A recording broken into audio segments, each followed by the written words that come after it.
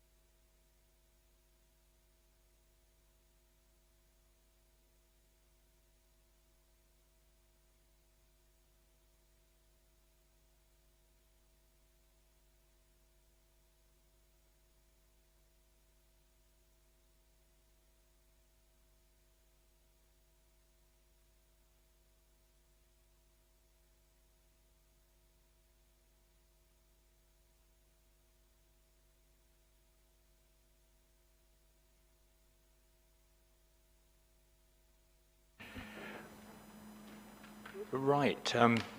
Good morning, everyone. 9:30, so we can resume. My usual comment about phones, please. I really say that as a reminder to me more than anybody else.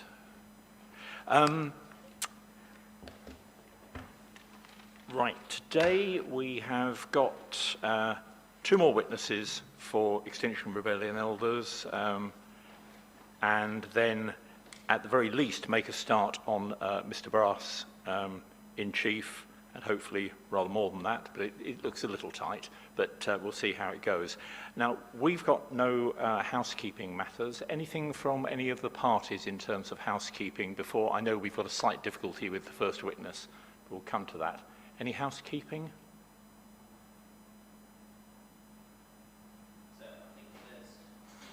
No, that's it.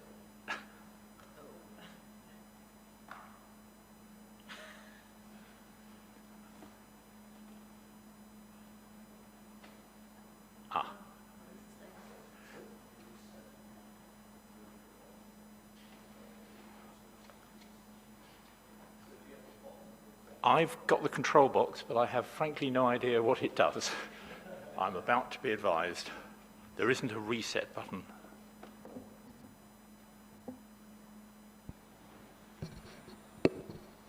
Thank you. That seems to have sorted the problem. Thank you. If you recall yesterday, some data was given about the increase in the use of Zoom. Between, I think, 2019 and 2020, and we've got a copy of the reference that Mr. Foley was referring to. It's a very short extract from Forbes, so perhaps we can hand that round and we'll make sure that an electronic version gets placed on the library. That's great, thank you.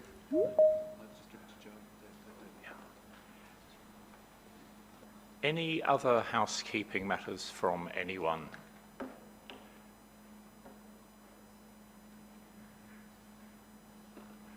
Right, now I know that the first witness, Professor Lawson, is hoping to join us on Teams, but she was with us all day yesterday, but I gather we're still having difficulty logging in this morning, so perhaps if we just pause for a moment whilst that's hopefully being sorted.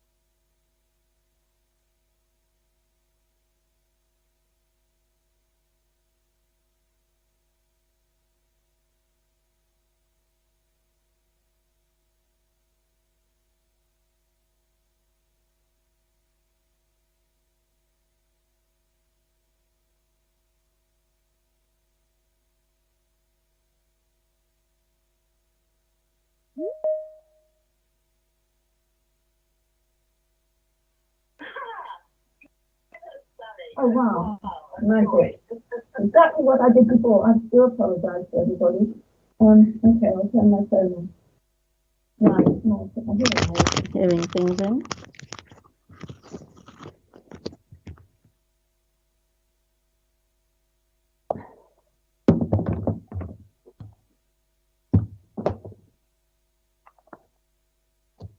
No.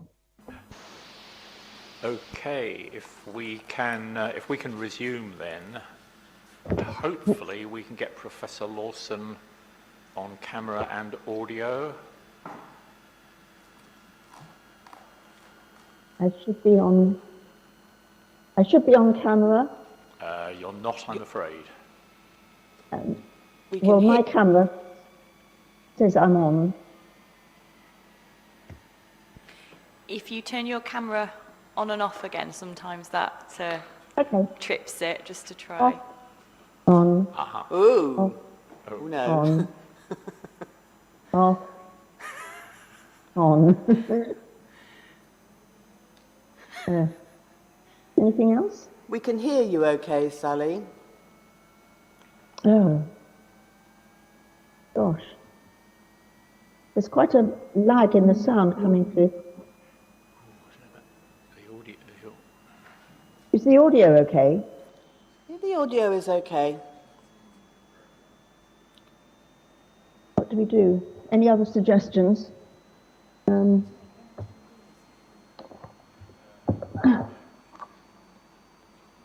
Everything else looks okay on my computer.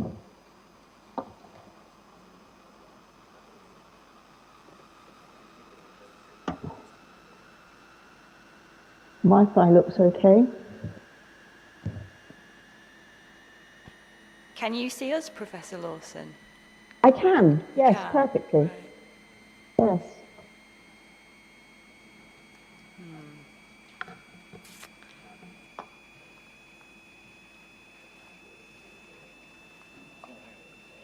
Not here.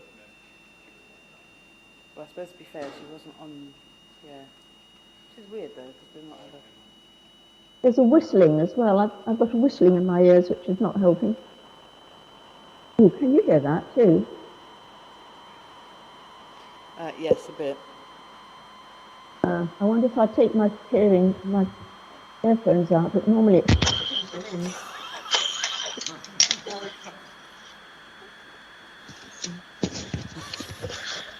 What is that noise? Well, Ms. Beth and Mr. Humphreys, I'm content to do it on audio only if you both are, but I should say at the moment that the audio quality is not good. It's quite muffled. So we'll see how we go, but we were certainly having some difficulties in picking out words. Yes, I'm more than happy to do it without the video, and it's obviously very difficult for Professor Lawson in that regard. But I agree with you that the audio, which is perhaps the more important thing, is also pretty difficult to understand. Yeah. Well, let's have a go at it then, Ms. Beth, on audio only, but we'll see how it goes on the quality of the audio. Obviously, we need to be able to hear clearly what your witness is saying, and Mr. Humphreys. So over to you, Ms. Beth. We'll see how we get on. Okay, Sally. So we're going to proceed on audio. If you could either be really near your speaker or make sure that if you're using headphone, that you're speaking directly into it.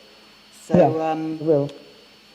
So good morning, Professor Lawson, and thank you for attending, and thank you for working through these difficulties as well.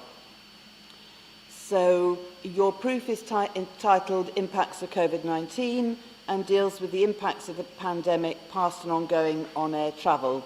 Is that correct? That is correct. So I believe you were engaged in medical research for 40 years. Is this correct?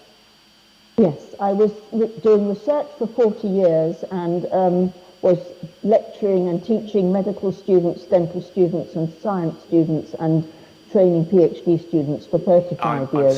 sorry to interrupt, Professor Lawson, but No it good. really is very muffled. Ah, And I don't think we're getting every word, and from the expression, I don't think Mr. Humphreys for the appellant is getting it all. that's very important. I'm really sorry, That's but I'm very important. genuinely If I speak finding it difficult. more slowly and loudly, does it help? Sorry, I'm afraid I couldn't No. even hear what that was. Crazy. Yeah, Gosh. don't know. Are there any other options? Ms. Beth, you've obviously got another witness this morning.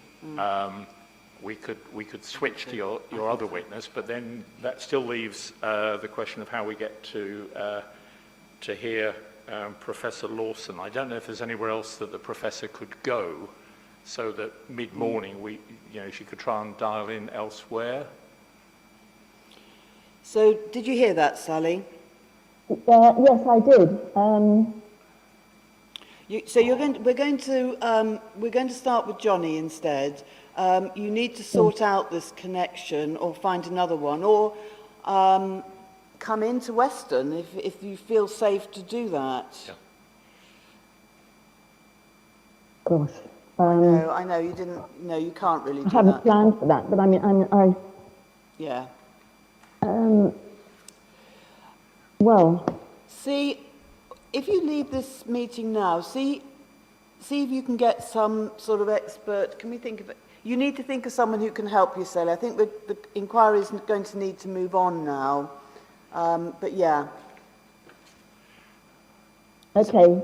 Okay, well, we'll see what... Somebody could send me an email about how to get to where you are. I never took any notice of that because I wasn't going to attend. But if I'm going to drive, then I need... Can I just, somebody send me an email quickly? I didn't get that. Sorry, I'm not... No. I'm not Okay. getting that at Okay, all, I'm Sally, afraid. I have... Yep. Is that a mobile number?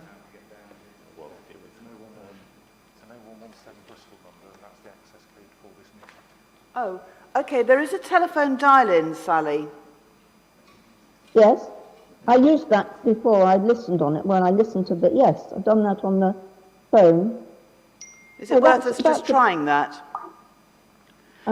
So, Sally, have you got a phone there? Yes.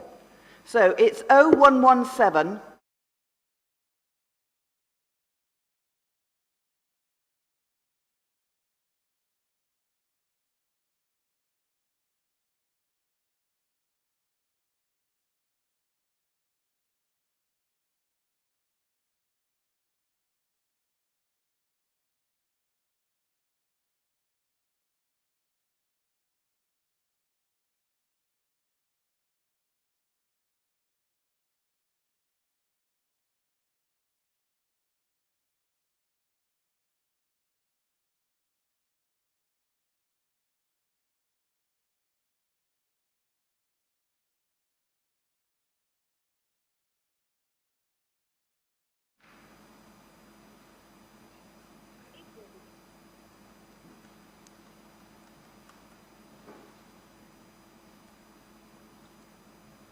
send her that in an email as well.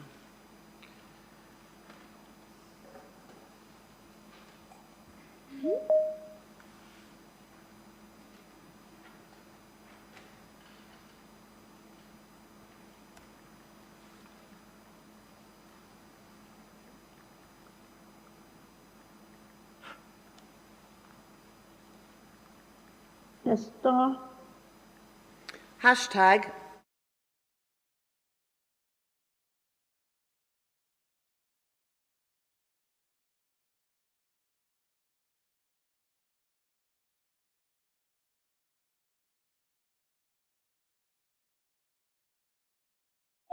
Okay.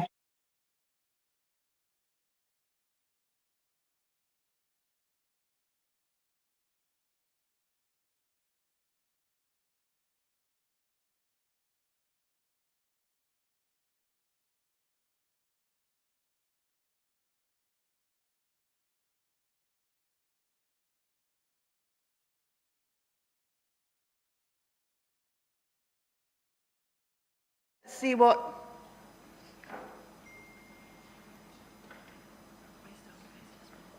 Probably won't have improved, will it?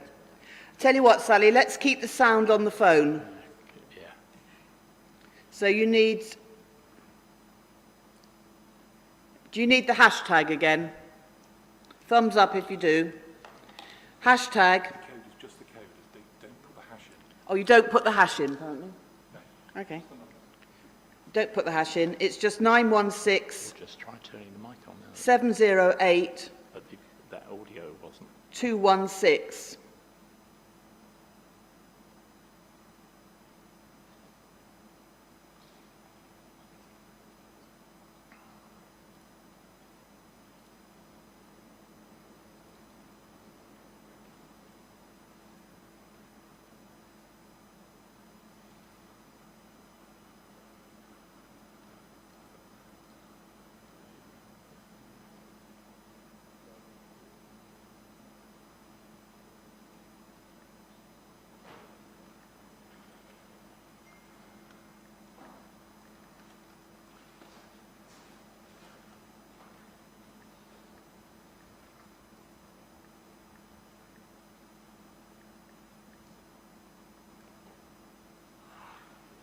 Could you say that again?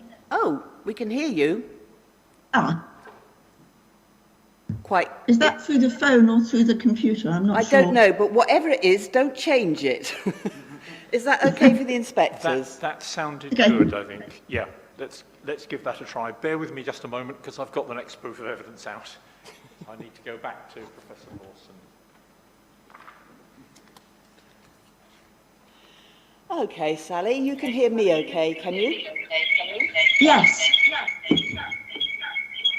Now we're getting feedback, so you need to turn the sound. I think you need to turn the sound off on your computer. That's better. Now, can you speak again? No. Oh, God. It's because you've taken the headphones off. The headphones were working. Thank you. Well, no, she's using the phone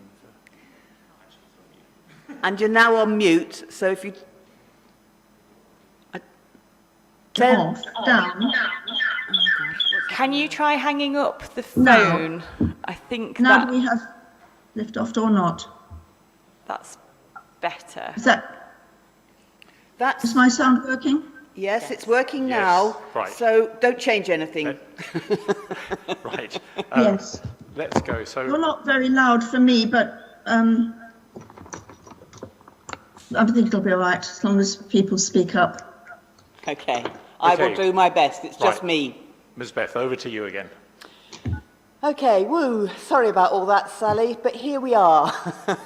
So, you are Professor Lawson, and your proof of evidence is titled Impacts of COVID-19 and deals with the impacts of the pandemic, past and ongoing, on air travel. Is that correct? Yes. So I believe you're engaged in medical research for 40 years. Is this correct? Yes, I've been doing research for 40 years and for 35 years have been a lecturer and teacher of medical students, dental students, science and training PhD students. Okay, thank you. So turning to your evidence, and firstly figure 1, which we have provided bigger for people. So figure 1 shows a plot of the effect of several previous epidemic episodes on passenger air travel. So does figure 1 show significant impact from these earlier epidemics on aviation? Well, thank you. It shows a very mixed picture. What you see in figure 1 is that some types of epidemic had very little impact on the passenger travel, whereas others had greater impact. And the greatest impact that you see is the disease SARS, which had greater impact regionally in the China domestic market, but very little in the North American market, for example. That's on the red line. But the avian flus, 2 of them, which are the yellow ones and the red, yellow and green writing at the top, had no visible impact at all, although very locally they had a great impact on small numbers of individuals. So it's a very mixed picture. The important thing here is that the entire effect was over within 6 to 7 months. Yeah, thank you. And so early predictions of COVID-19 on air travel were optimistic, and were they based on this sort of previous experience, do you think? Yes, I think this was really all that people had to go on at this point. So in figure 2, you can see that previous figure was from IATA, and this is another IATA plot in which they took the largest impact, which was the Sars, the severe acute respiratory syndrome disease, and they showed that in blue plotted against the COVID-19 pandemic timeline of effect on passenger numbers measured by RPKs or revenue passenger kilometres there. And you can see that the timescale is completely different. The Sars is back to normal as on the previous graph by 6 months, but COVID-19 is still knocked down to about 30% of its 2019 levels by 12 months into the pandemic. Thank you very much. So would you agree that COVID-19 is proving to be much more devastating than other major disease outbreaks? Yes, indeed. It is. If we go back to figure 1,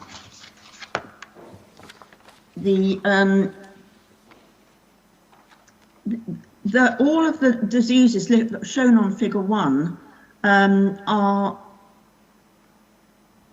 had a very limited range of spread, and for various different reasons they were only local outbreaks.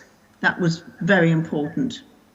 So the avian flus, the 2 at the top, yellow and green, they only transmitted from birds to humans, but the transmission between humans to humans was never established.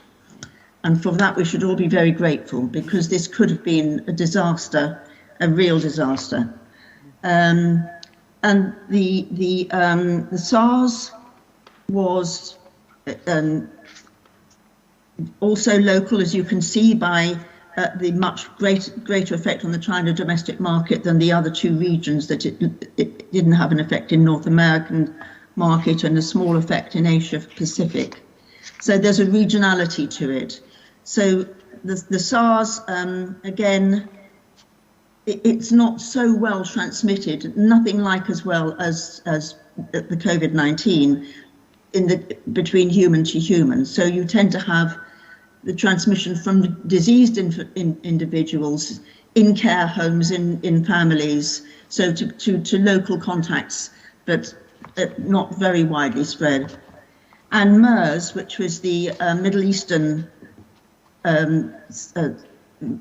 regional respiratory syndrome, is communicated via bats, which they all can't seem to come from, and then this goes to camels, and that went to humans, and the human-to-human contact transmission was not terribly effective.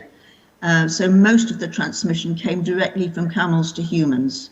So it's very important how good the transmission between humans is in order for a pandemic such as this to occur. Okay, thank you. And I think, am I right, the technical word for all these diseases is zoonotic, because the virus has come originally from some animal? That's correct. So zoonotic means it's transmitted from an animal to the human, and these all are. They all came probably via bats and then via different mammalian species to human. So camels, palms, civets in the case of SARS, to humans. Okay, thank you. Now, so is COVID-19 a much more serious illness than SARS? That's a really interesting question, because actually the answer is no. If you were just to be asked which of those three diseases would you like to have, would you prefer to have if you had to have one of them, you have a much greater chance of recovering from COVID-19. The death rate for MERS is 35%, or was. The death rate for SARS is 9%, and the death rate for COVID-19 is 2.2%. That's of the people who catch the disease. And that actually is part of the story. There are three things I'd just like to explain about this. It's about the difference between the death rate, which I've just explained, and the fact that the symptoms are were much more visible, much more apparent. With MERS, 98% of the patients had clear symptoms. So you were very sick, and the same with SARS. You were much sicker, and there wasn't the sort of mild range of disease that you get with with COVID-19. So with COVID-19, we have a lot of people who are asymptomatic, and that's even at the time when they might be communicating, able to transmit the disease, that they are asymptomatic. So at least 40% of people who carry and can transmit this disease don't show symptoms, either because they haven't yet developed the symptoms or because they never do show symptoms. And then there's another tranche of people who have very mild symptoms and not really sure whether they've got anything wrong with them. And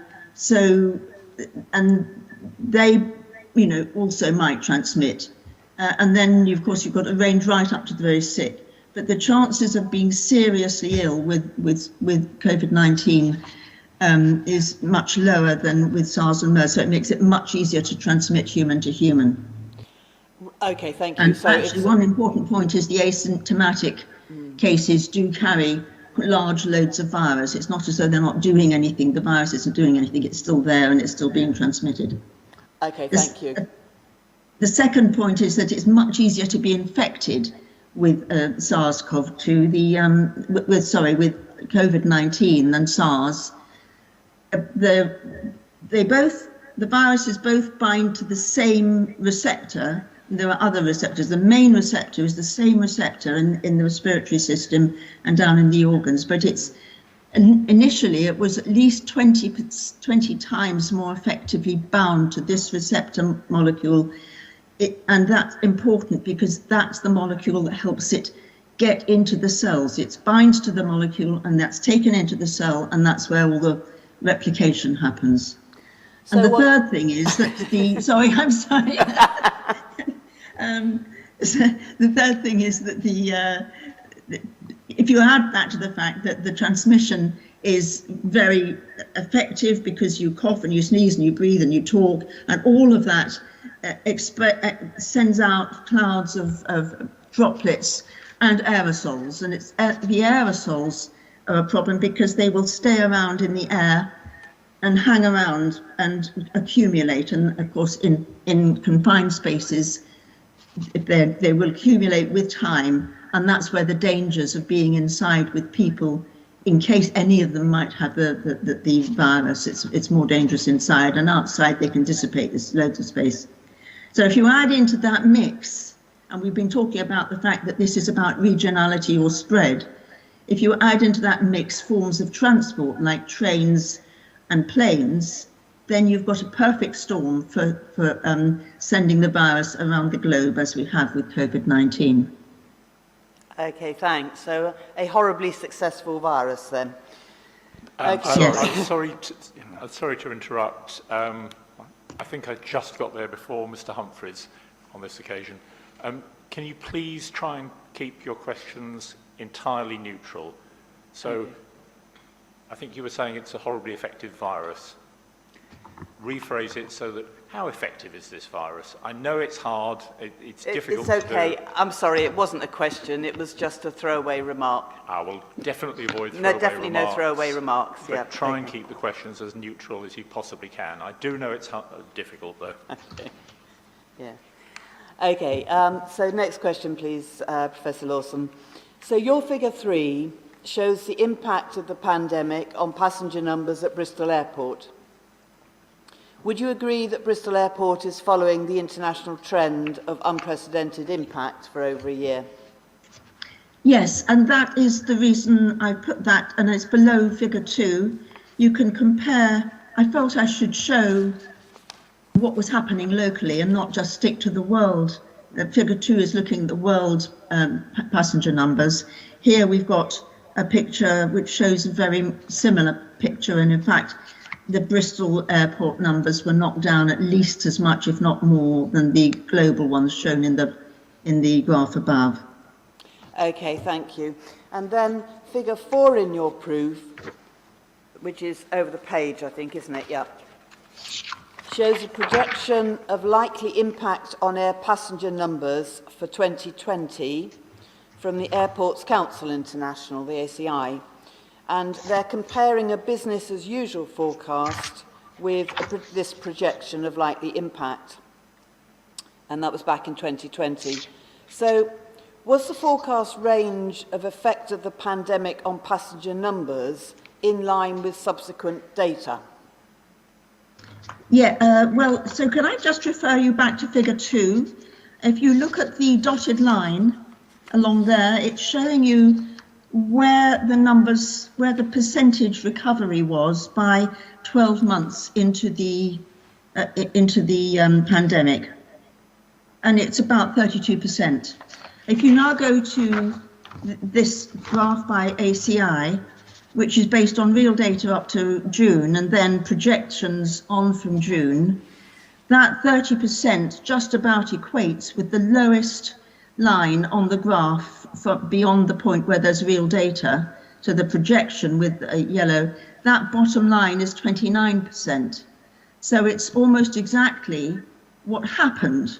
So what actually happened was the real COVID impact was at the lowest level of uncertainty of their predictions. Okay, thank you. That's very clear. So in section 4 of your proof, you consider differing levels of stringency of restrictions on flying on different continents. And your figure 5 shows how these have varied since the start of 2020. In paragraph 4.2 of your proof, you give several examples of UK restrictions current at the time you wrote your proof. Have these changed since then? Things are changing all the time, of course. So we have at the moment a UK traffic light system, and in that 60 countries are on the red zone, 140 are amber, 30 are green, but of those 30, 12 are in consideration for putting back to amber. So most countries in the EU are on the UK amber list. But of course, we're still getting sudden changes to traffic lights, which are causing confusion and expenses to travellers, which is very important for the airline industry. So, for example, the recent change of France to Amber Plus, which has now been reversed, so that was temporary, but it does dampen, well, it causes confusion and makes it very difficult for the travellers. Yeah, sure. Thank you. And have there been any other recent increases in travel restrictions affecting UK travellers? Yes. Now, the only way I could find these was going to the embassy, and I haven't checked all the embassies, but I have 3. I looked at the US Embassy in London, and they say United Kingdom level 4, do not travel. And the message is do not travel to the United Kingdom due to COVID-19. We did have a ban on us from Austria, but that's now flights have started again between UK and Austria. Norway has put us as dark red, which means that if if you are allowed to go legally to Norway, which is difficult to do anyway, then you will have to stay in a quarantine hotel when you get there. So there's a recent, if I may just add something that came up yesterday.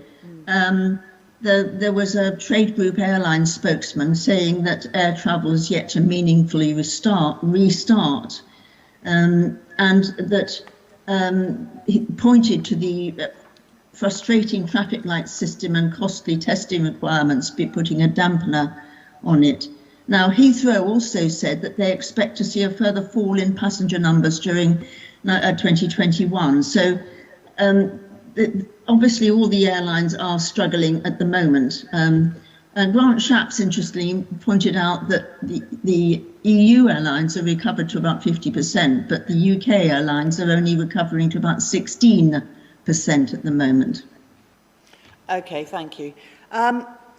So, in your opinion, will COVID flying restrictions in the UK and internationally be over by the start of 2022? I think probably not completely over. I think things will get better gradually, but we're going to go through bumps. So at the moment, we don't quite know, are we at the top of a peak? Are we having a little dip and going into more of a peak, or are we on the way down? We really don't know.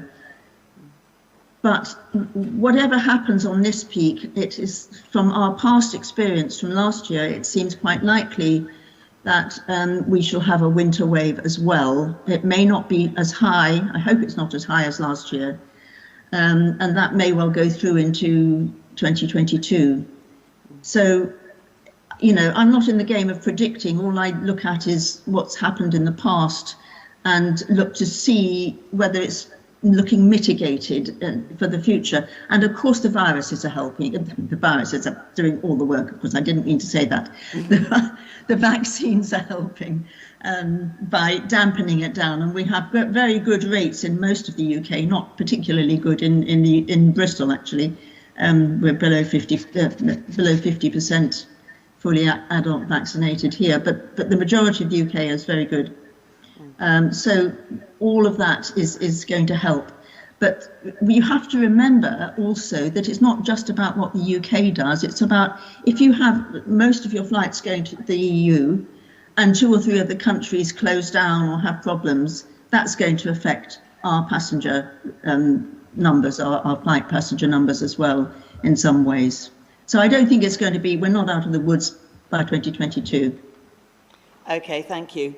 And in your proof, your section 3 gives more details on the nature of the COVID-19 virus and its many variants. So are we seeing a third wave with the Delta variant? Yes, I'm saying this because I've looked to see what other people call it. It's definitely a wave, and all the experts are calling it the third wave. So I say yes. Yes. And from my recollection, you anticipated this in your statement of case. Yes, I did. Yes. So it has come to pass. I would prefer to have been wrong. Okay, thank you. You mentioned variants of concern. Are there still variants of concern now? Yes, there are. So I mentioned the Delta variant, which is more easily transmissible than the original COVID-19 variant by quite a large margin. And we now have 98% of our present COVID cases are of the Delta variant. And it's much easier to spread. And that is probably why we are in this third wave. And probably if we didn't have the vaccines, we would be in a bigger third wave. This variant is why we are on the USA Do Not Travel list. And so it is also going to be the dominant USA variant very soon. It's spreading fast. In the Europe, WHO says that 68% of COVID cases are now the Delta variant as well. So we've got this very easily transmitted variant, which is much worse than the first COVID-19 outbreak in that sense. So far, it's looking good from the vaccine point of view that the Delta variant is being held reasonably by the vaccines that we use, the AstraZeneca and Moderna, Pfizer, and so on, that they're all holding, at least having a substantial effect. The second variant that I would mention is the beta variant. And the beta variant does actually seem to evade the immune response generated by the AstraZeneca vaccine to some extent, and is therefore, in that sense, a risk. And it was for that reason that we put France on amber alert. In fact, France doesn't have a terribly high level of it, and most of the level that they was in the La Réunion, the island. But now we've gone back to putting them back to amber. So, but this is a worry, the beta one as well. Okay, thanks. And then in section 5 of your proof, you discuss the logistical problems with vaccinating the whole world, and that the Wellcome Trust has estimated it could take until at least 2024 to achieve. Is this date realistic? Well, they did say at least 2024, which means it won't be before 2024, so it could be afterwards. I think what they were talking about was how fast could we possibly do it with maximum political will, finance and action. And so if you do have that, then it could be in a few years that we would get, that what they're looking for is to get 60 to 70% of every country vaccinated as being a safe point to aim at. And Statistica recently said that if you many countries are now on track to reach that level by the end of 2023, but actually the whole of Africa, for example, and some other countries really haven't got started yet. So there's a long, long way to go. Okay, thank you. And is worldwide vaccination important for the travel industry? Yes, if it's important to the health of the people, it's important to the travel agency, because the two go hand in hand. And the risk, of course, is that anyone who catches a virus acts as a host and enables billions of viral particles to be replicated. And so the more people you have with the virus, the more replication you've got, the more chance for variants, for mutations which occur during replication, and for those groups of variants, groups of mutations to make variants, some of which will be dangerous and some may be more dangerous than the ones that we have already. And until we have the whole world vaccinated, because of the interconnectivity of travel and so on, we are all at risk, because a new variant could arise somewhere that, anywhere in the world and get here, get to Europe. So until the world is fully vaccinated, there will be lumps and bumps in the effects on the travel industry. Sure. It will continue into the future. Yeah, and do you know about the approximate rate of worldwide vaccinations? Yes, the whole world so far is vaccinated to about 40%. 14. I wish it was 14. 14%. And only 1.1% of people in low-income countries have yet been vaccinated, and this is the worry. And of course, they're the people who, have more health issues anyway, maybe. But I won't go down that path. But it is a worry. So we have to go down that route. Okay, thank you.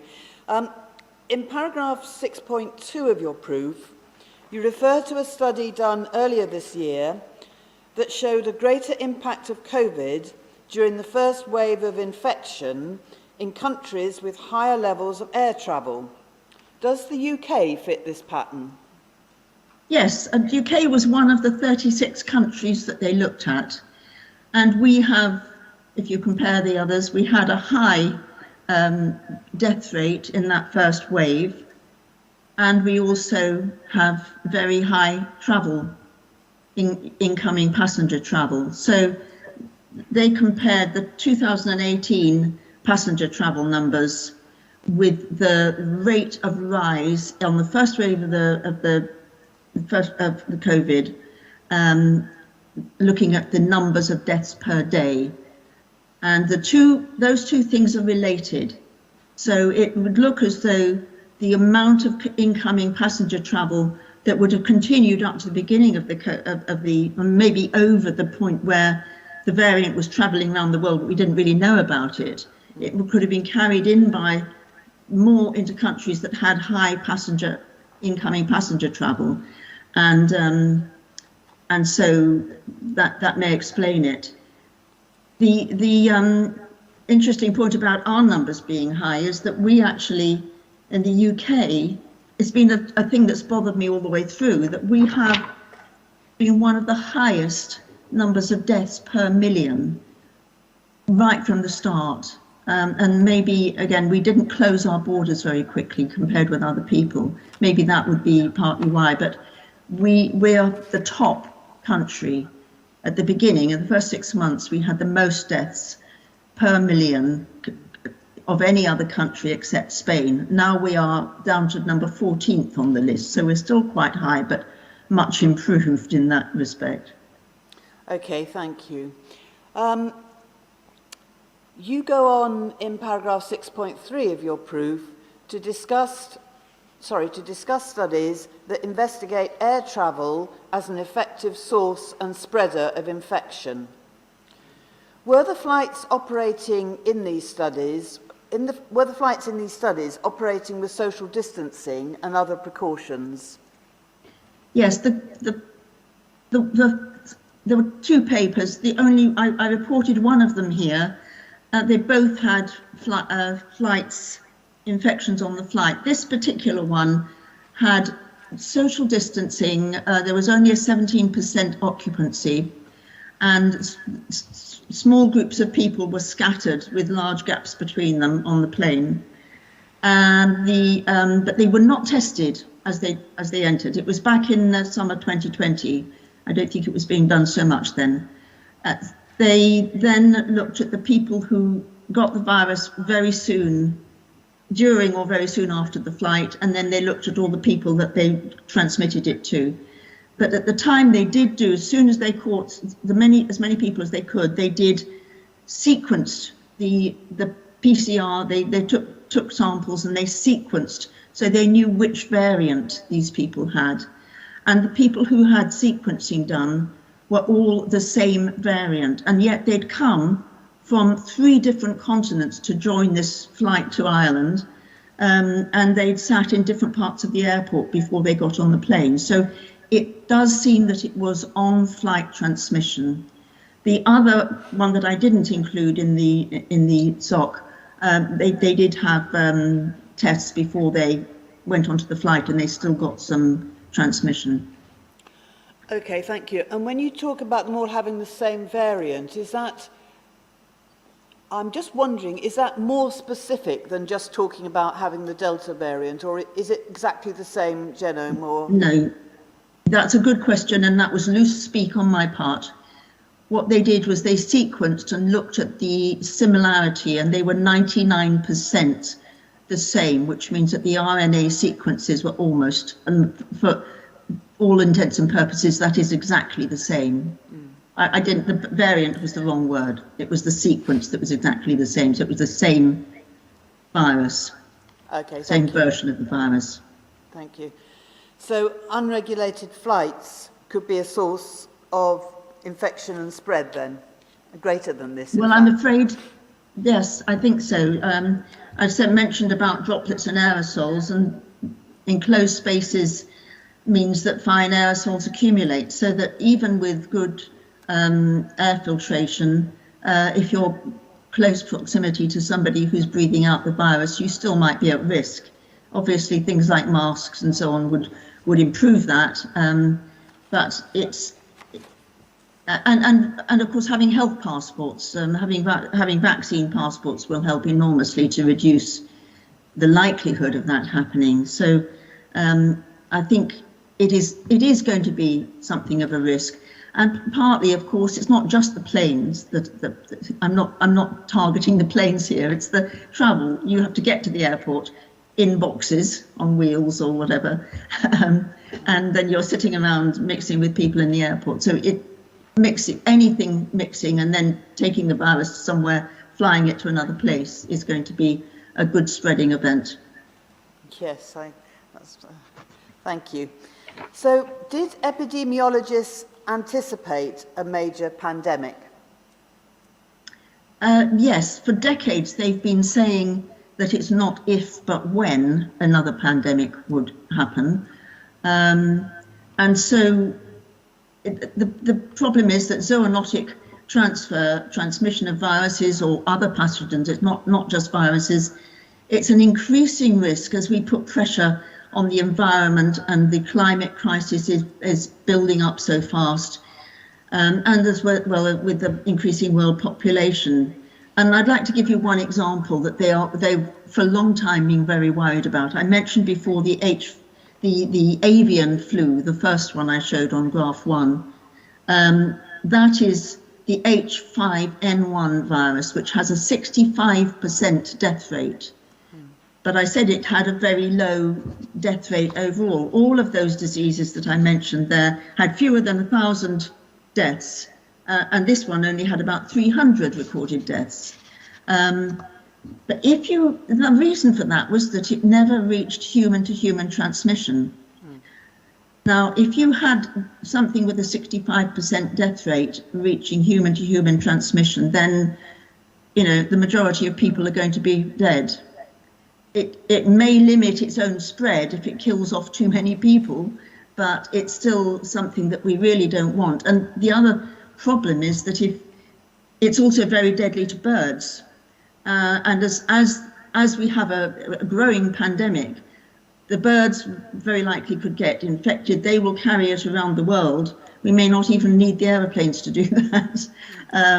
It goes with the bird flocks, and it infects birds that are being domestically bred and so on. So it could be a very much a worldwide pandemic if that happened. So is this pandemic likely to be a one-off then? I think that we are in the situation, as I mentioned, with really a lot of things pointing to there being risks of new pandemics. There are things we can learn, and that's why it's important to investigate what's going on here, dispassionately, and take those steps. For example, the epidemiologists have been telling us that we should close the live animal markets, which are very packed, lots of travelling, lots of species all mixed together. That's a really dangerous, stressful situation for the animals. And the same with closing down the enormous avian bird breeding facilities for generating large amounts of chicken and so on.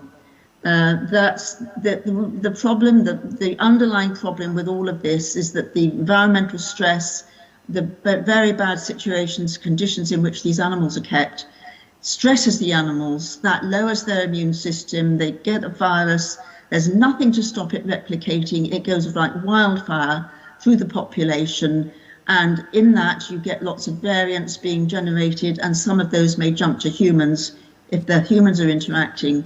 That is a recipe for another pandemic, I'm afraid, and so we do need to learn lessons. Okay, thank you. And finally, will this pandemic soon recede into history? I think it will, but I wouldn't say soon is the right word. I think it will, thanks to vaccines and all the hard work done by the medical profession and the experts. But I don't see it receding I see it receding over the next few years, but I don't see us back to normal for quite a few years, because this is going to take time. What's going to happen is we'll have outbreaks. The flights, the passengers numbers are going to be affected, and then they'll recover, and they'll be affected. They'll be gradually recovering, but I see complete parity with 2019 as not being close. Okay, thank you very much. I'll hand you back to the inquiry, Sally. Right, thank you very much indeed. Mr. Humphreys, do you have any questions?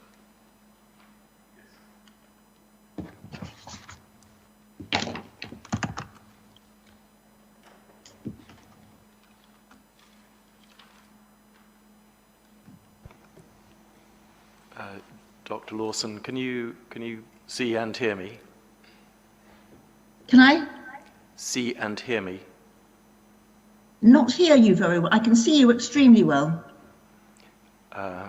Probably better hearing me than seeing me, believe me. Can you turn perhaps your volume up a little bit? Well, can I just do a quick test? 2 seconds. I just see. Could you speak again? No. No. No. Yeah, I would really revert to the earphones in as you had before. Yeah. Okay. Right. Well, if you speak slowly and I listen very hard, we might cope. Yes, it's the same sound system that Ms. Beth had, so if you can't hear me, I can't understand why that would be. I can hear you, it's just not very loud. Okay. You've told us a lot about what has been going on. You said at one point you're not in the game of predicting, you're just looking at the past, and you've told us a lot about the pandemic and the types of variants and the effect on air travel. Much of that, I mean, you've helpfully pulled it together, but much of that is actually the sort of thing that we read in the newspapers every day, isn't it? Beta variant, Delta variant, and those sorts of things. There's little there that is new, but you've helpfully collated a lot of it. Would that be fair? Yes. If you wanted to read it, anybody who wants to read about it can. Yes, thank you. And we know that you've told us about the fall in passenger numbers. Believe me, the airport is well aware, obviously, of all of those things. But it's important to understand, and I think it's recognized in your section 4, actually, that the fall in passenger throughput at not just UK airports generally, but also, of course, Bristol, is very largely driven by travel restrictions, aren't they? You talked about some of those. Yes. And, you know, there's legislation in place. So the Public Health Control of Diseases Act 1984, the Coronavirus Act 2020, the Health Protection Coronavirus International Travel England Regulations 2020. There's a whole raft of legislation that has been put in place that, in effect, prevents or very severely restricts people's ability to travel. Absolutely. So what we're seeing at the moment in terms of throughput at airports is not, obviously, is it, a reflection of underlying demand, people's desire to be able to fly. It's a reflection of travel restrictions. Do you agree with that? You'll have to say yes rather than nod, otherwise. Yes, I was thinking. I agree with you. Of course, that wasn't. Yes, I agree with you. That at the moment, it's the dominant effect is the restrictions, and that was the point I was making in my document. Precisely. Obviously, what we are predominantly looking at here in relation to the application that's before the inspectors, which is to allow certain amounts of physical development and the amendment to certain existing planning conditions to allow the airport to grow by 2 million passengers per annum. The forecast years that we're looking at to look at effects are, for the core case, 2030, and for a slow growth case, 2034. So long into the future we're looking at. We're not looking at environmental effects for this year or next year or even the year after, are we? You're drawing me into planning. Yes, so no. If you don't know, Professor Lawson, sorry, just say, look, you know, I don't know about that, and that's absolutely fine. There's no criticism of you.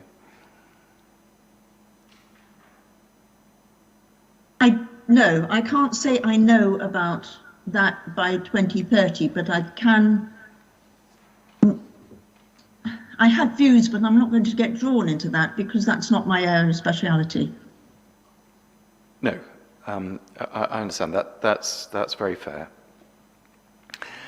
And we do know you've talked about vaccination and vaccination rates in various parts of the world, but what we do know is that at Bristol Airport, it is predominantly a short-haul airport. I think it's predicted by 2030 approximately 90% of flights will be within the European Economic Area, so slightly wider than the EU. And that is an area which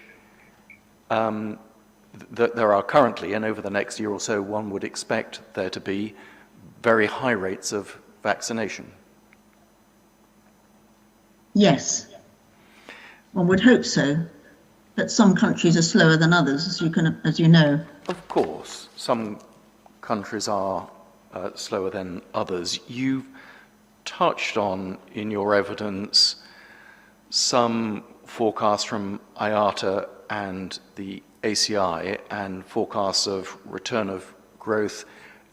I can ask you about that, but I judge that's probably not your area of expertise either. My area of expertise includes interpreting graphs and looking. I mean, that what we're doing here is looking to see what really happened against what was predicted, and that's fairly clear that the predictions were over-optimistic at the time because we have the data. Yes. Now. Of course, none of those graphs are predicting things for Bristol Airport in 2030, are they? They just don't extend that far. No. So they tell us absolutely nothing about whether Bristol Airport will achieve a throughput of 12 million in 2030 or 2034 or any other year about that time. Well, if my proof of evidence was looking for the reasons why we didn't know what was going on with COVID-19, and that's what I was. You can only really look into the past to find out what happened. I was trying to find out why the predictions that we had at the time were so off. Yes. And that's what I think I showed. There will come a time, clearly, won't there, when travel restrictions ease. You told us, when you were asked whether it would be the end of this year, you said, well, you weren't absolutely sure, possibly might go on a little longer, but clearly there will come a time in the... May I correct that? I didn't say I thought maybe the end of this year and probably it would go on a bit longer. I think I said that it would be going on beyond the end of this year. Okay. I think I made that clear, and into the future. If I misheard, then that's my mistake.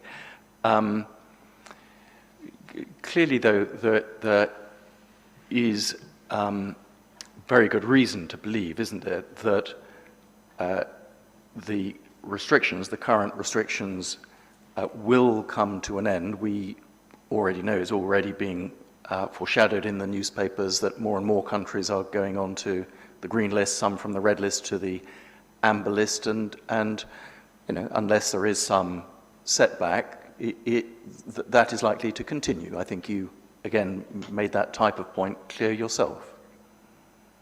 Well, yes, but I'm also trying to present the fact that we have a lot of interacting pressures, and one of those is the Delta virus.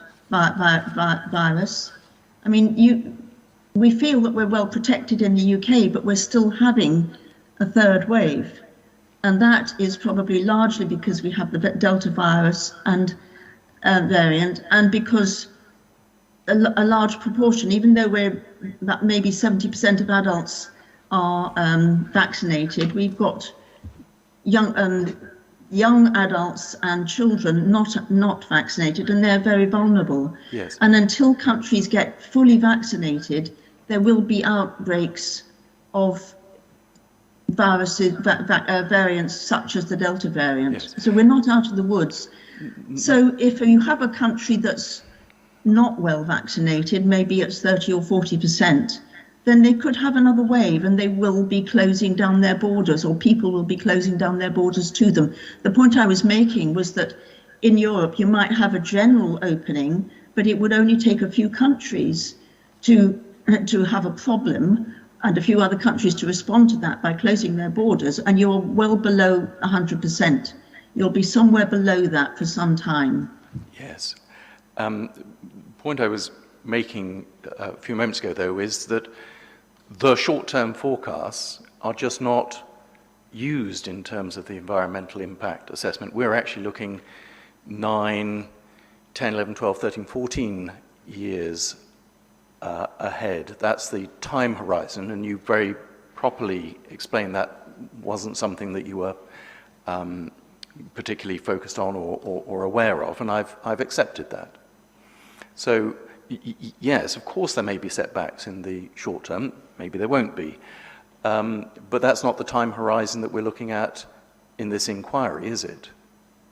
No, and I think you've got two elements there. As I said, I'm not an expert, but we have the coronavirus outbreak at the moment, and that we're looking to get back towards normality in a few years.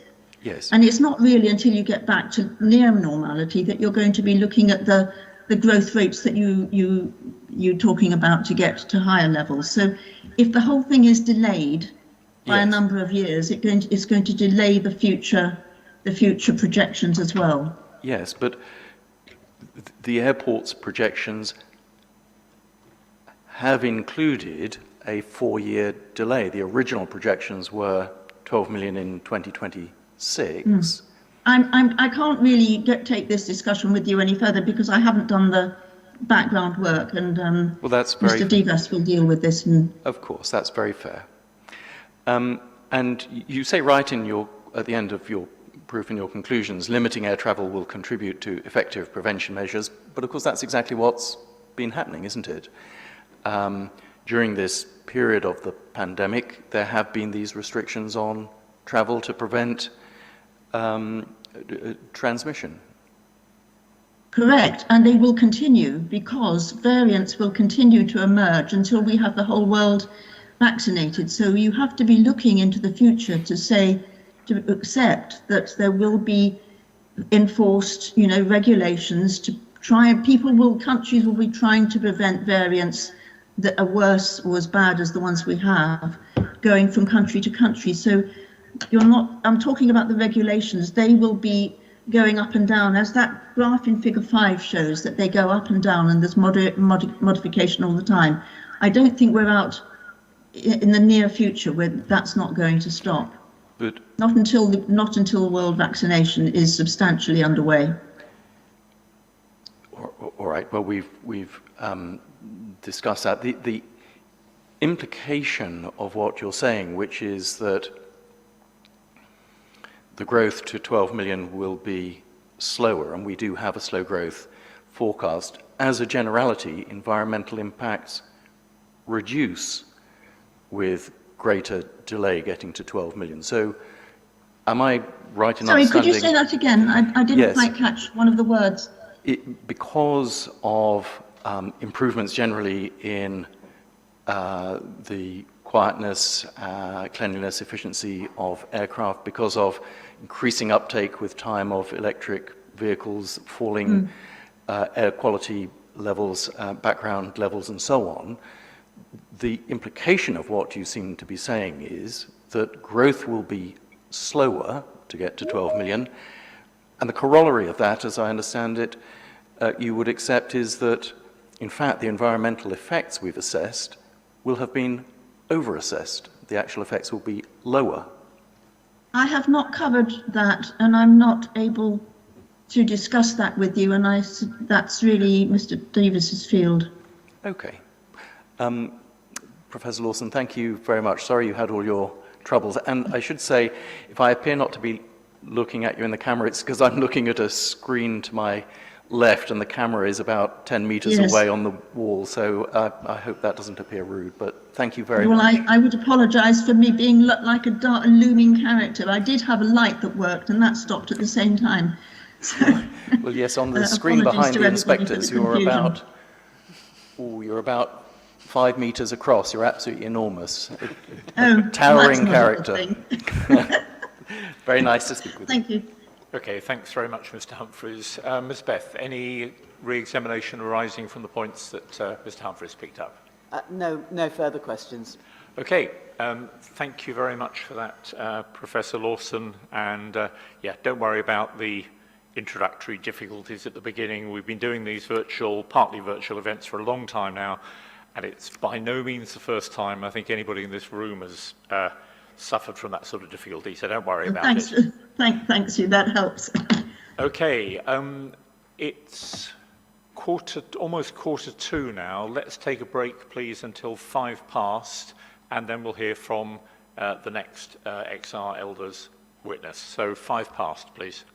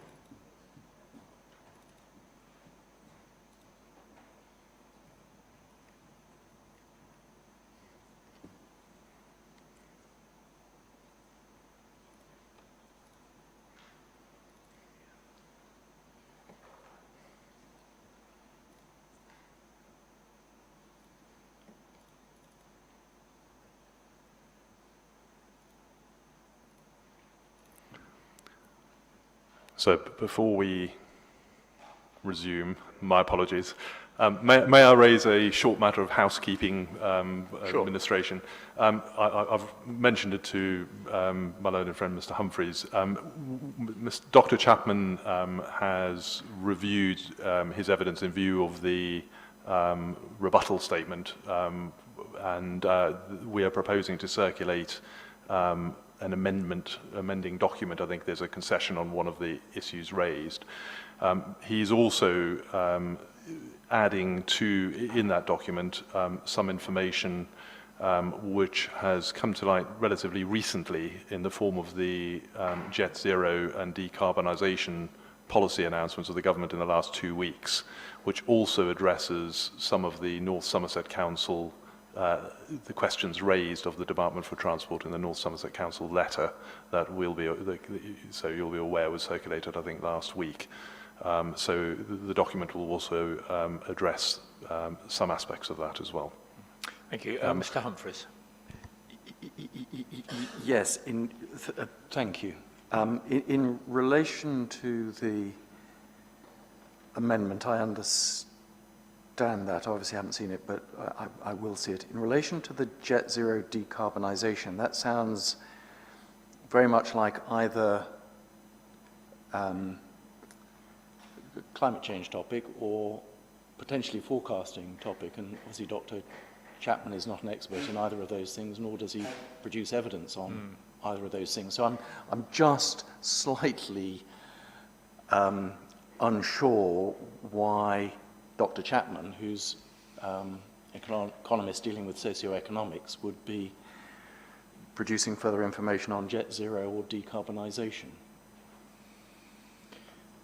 Yes, I mean, as a general rule, I think we're quite content, obviously with erratum, that's absolutely fine. Typos, we'll do it. No problems with erratum. No problems with concessions, as it were, in the light of other evidence. Obviously, that's absolutely fine, saves time. No problems either with matters dealing with new or comparatively new material. Obviously, it's a long inquiry. Things will come out or came out immediately before the inquiry. No problems with that. Let's have a look at the material. My only concern, and it's not specific to this, but my only concern is that as we go through a long inquiry, there will be certain bits of new material that come in. I'm just a little bit cautious, along the lines that Mr. Humphreys was saying, that we don't end up with material coming in dealing with topics that we've already covered or that they're out of order or whatever. But let's get the information in, see what Mr. Humphreys thinks of it, see what we think of it, and we can deal with it accordingly. So I don't think it'll be a surprise because I think, if I can say, the new materials based on the Department for Transport analysis that, in fact, Bristol Airport are relying on as part of their case. So it's simply, I think, properly dealing with some of the issues raised by the North Somerset Council letter. So we'll circulate that later and then perhaps leave it to people to... It's not so much a matter of a surprise, it's just a matter of which witness is covering the topics. But let's get it in and we can all have a look at it, and if there are any issues, we can obviously pick those up. Okay, thanks for that. So I'm very content with that. Thank you. Thank you. Sorry, I was looking up there. Right. Ms. Beth, then over to you for your next witness. Thank you. I've got some slightly strange microphones here. Can I still be heard? Good. And can I check? I've got both of these on, is that correct? It's probably best, I think, yeah. Hmm? Yeah. Right. Okay. Good morning. You are Mr. Devas, and your proof of evidence, air traffic forecasts and projections. Is that correct? That's correct, yes. Yeah, thank you. So, you are a retired architect with a master's degree in interdisciplinary design for the built environment from Cambridge. Do you have any airport experience? 15 years of airport experience. I spent 10 years leading a Anglo-French team on Lyon airport expansion over 10 years. And then that was followed by 3 years at Chef-Black-Coq, working in the client team on Hong Kong Airport. And then a further 3 years working on Terminal 5. And in both Hong Kong and Terminal 5, I also worked on risk assessments. So that was risk assessments on Hong Kong in terms of fire, the fire risk assessments, and on Terminal 5, looking at the terrorist risk. So that was a long-term risk. I wonder if you could lean forward a bit. Yeah. You're quite softly spoken. Okay, so is that better there? That's better. Thank you. Okay. Thank you. So you mentioned your experience with assessing risk. So in your opinion, has adequate risk assessment been applied to, well, BAL's forecasts? I'm referring to the airport as BAL, is that okay? Yeah, so has adequate risk assessment been applied to BAL's forecasts? I think that's difficult to say because it's a different discipline from forecasting. But in my opinion, COVID is such a big shock and it will have long-term repercussions. And when you've got such a big shock, it's very hard to use old data and project that forward. So using pre-COVID data might lead to unreliable outcomes. Thank you. So you start your proof by summarising BAL's forecasts. Were the original 2018 forecasts submitted with the planning application accurate? Yes, these were the Mott-McDonald forecasts. So, and I'm not going into them because they're no longer relevant. The only point I note is that the advisors to the consultants to the local planning authority did consider these forecasts to be too optimistic. Yes, yeah, you're right, they are no longer relevant. You then summarise the revised forecasts submitted as part of the appeal documentation. Is it correct these were prepared in the summer of 2020? Yes, yes. Are they still up to date and relevant? They've already been overtaken by events, even by the end of the year. So the forecast was prepared in the summer of 2020, and they forecast for 2020 3.2 million passengers a year, and that was for all three scenarios. And it turned out to be, obviously much lower than that. It turned out at about 2.9. And staying with these resubmitted, I'll call them the YAL forecasts, the York Aviation Limited forecasts. Mm-hmm. So the lowest slower growth forecast in the YAL forecast predicts that passenger numbers will have recovered to just over 219 levels by 2023. Is this feasible? No, I think it's highly unlikely. That even the high of the forecast done by comparative commentators, the ACI Europe and the AOA, I'll come on to those, even their most optimistic ones were lower than the most pessimistic ones of the YAL forecast. And I particularly refer to the graph 3.4 on my proof. Yes, your figure 3.4. This is showing the predictions, both from YAL and from, yes, the AOA and the ACI on that graph over a period of years. Is that correct? Yes, yes, until 2025 for the other commentators. And so the spread of the range from sort of high to low in both those, in the YAL forecast is completely above all of the spread of Yes, forecasts in because the other two. they often do the three, typically forecasts will do three scenarios. And so they each, the high and the low are both below the lowest of the YAL. Yeah. And in section 3 of your proof, you look at these short, medium and long-term forecasts from YAL. Yes. Is this forecasting method used acceptable? Yes, I mean, it's the industry standard. I don't have an issue with that at all. But I do question some of the assumptions, and particularly the weighting on the assumptions. So it's difficult, without knowing the full detail, it's difficult to assess them, yeah. Okay.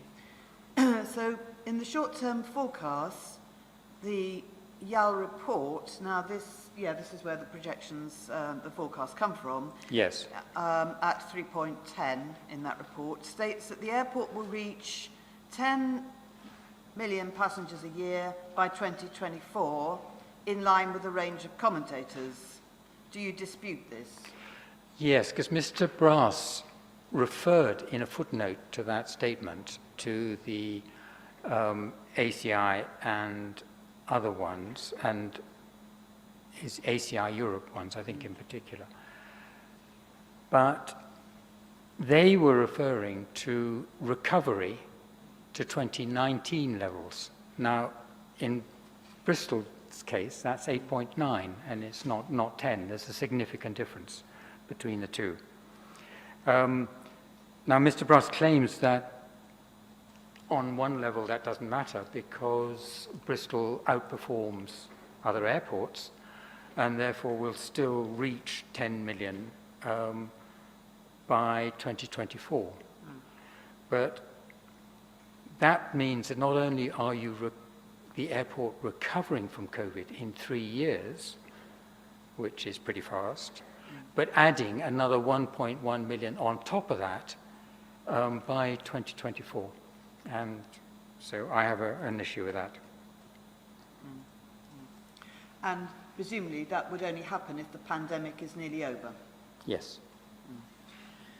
So passenger numbers for 2021 in the forecast range from 6.4 million passengers a year in the slow growth to 8.4 million passengers a year in the fast growth. That's projection, that's the estimate for this year. Yes. Are these estimates feasible now? Again, overtaken by events. We, of course, don't have the figures for the end of this current year, but we do have them for the first 6 months. And the figure is 168,247 passengers throughput in the first 6 months. So there's a long way to go before we reach the 6.4 million in the last 6 months. So for the slower growth scenario to be correct for 2021, and this is the lowest slower growth scenario, you would need over 6 million people to use the airport in 6 months. Yes.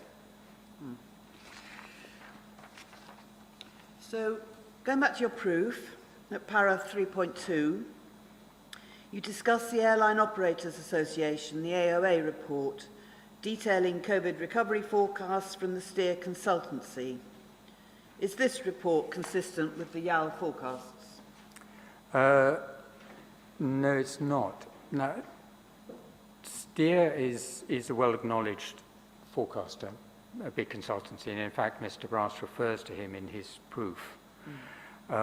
He was commissioned, his firm was commissioned to produce a report for the AOA, and that was published in December 2020. So it's more recent data than the YAL report of the summer of 2020.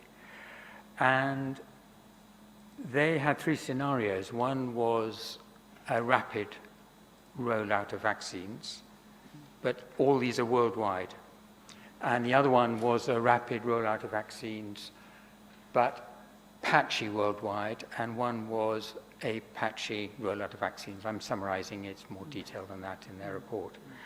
So their most optimistic recovery was later, just 2025. Their slowest recovery, this is for UK airports, was only 75% of 2019 figures in 2025. So that pushes the recovery into the second half of this decade. Yes, and so would it be fair to say that that report, a major factor for them in terms of high, low or medium, as it were, of the projections was based on how successful the worldwide rollout of the vaccines was? Not just the rollout, but the efficacy of the vaccine. So this was before the variants were known. It was known that variants were a risk, but there's also that factor. So that's why they put in the efficacy of the vaccine as well as the rollout. Thank you. So, in your discussion of the medium-term forecasts from YAL, that's para 4.1 in your, sorry, 4.12 in your proof, you quote the ACI, the Airports Council International, and their recent April 2021 bulletin, some issue about whether that's April or March. So did this bulletin support the YAL forecasts?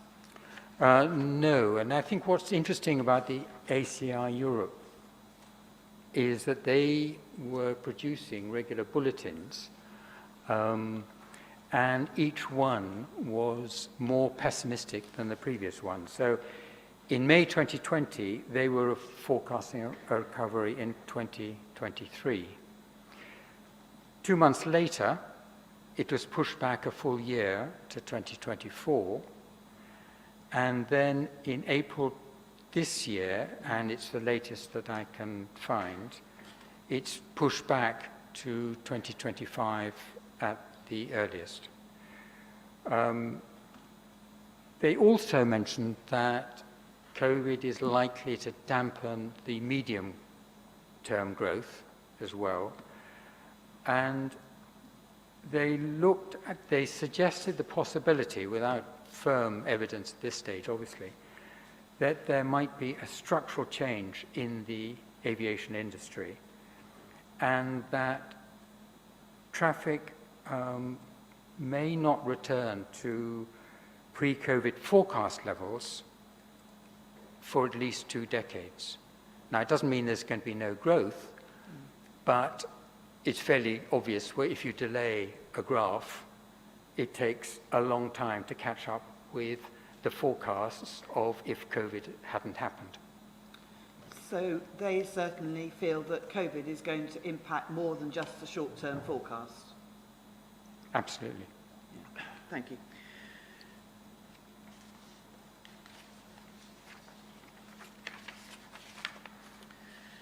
So we have several of the international aviation organisations who are part of the trade. They're going to be pro the industry, one can assume. They have more pessimistic views of likely recovery. Does this really matter in terms of possible future expansion at Bristol Airport? I think this is the key point, because Mr. Brass argues that COVID, whenever it ends, however long it takes, will be an event which will then be closed, and there will be normal business as usual drivers driving aviation growth. What I argue is that by delaying the recovery to 2019, possibly towards the end of this decade, the aviation world could be heading into a much more difficult operational environment, both in terms of ticket price and legislation and so on. Yes, and would that have anything to do with the commitment to zero carbon by 2050? That's the key part of it, is that there will be increasing pressure on the government. as the decade proceeds to get serious about tackling emissions. Okay, thank you. So, turning to the long-term forecasts in the YAL report, do you support the methodology here? Yes, I mean, the Monte Carlo analysis system has been around for a very long time. I think it was developed after the Second World War, so it's well established as a way of coping with complexity. I don't know it intimately. I don't know it at all. I've never used it, but I accept that it is an industry standard. But again, any algorithm, the output depends on not only the data that goes into it, but the weighting that you apply to that data. And it's, without having more information, it's very hard to judge. Yes, I think I would be right to say that the key drivers of demand identified by YAL are GDP and airfares. That's right, yes. Perhaps population growth as well. Population growth was, yes, was shown. I haven't addressed the issue of population growth in my proof.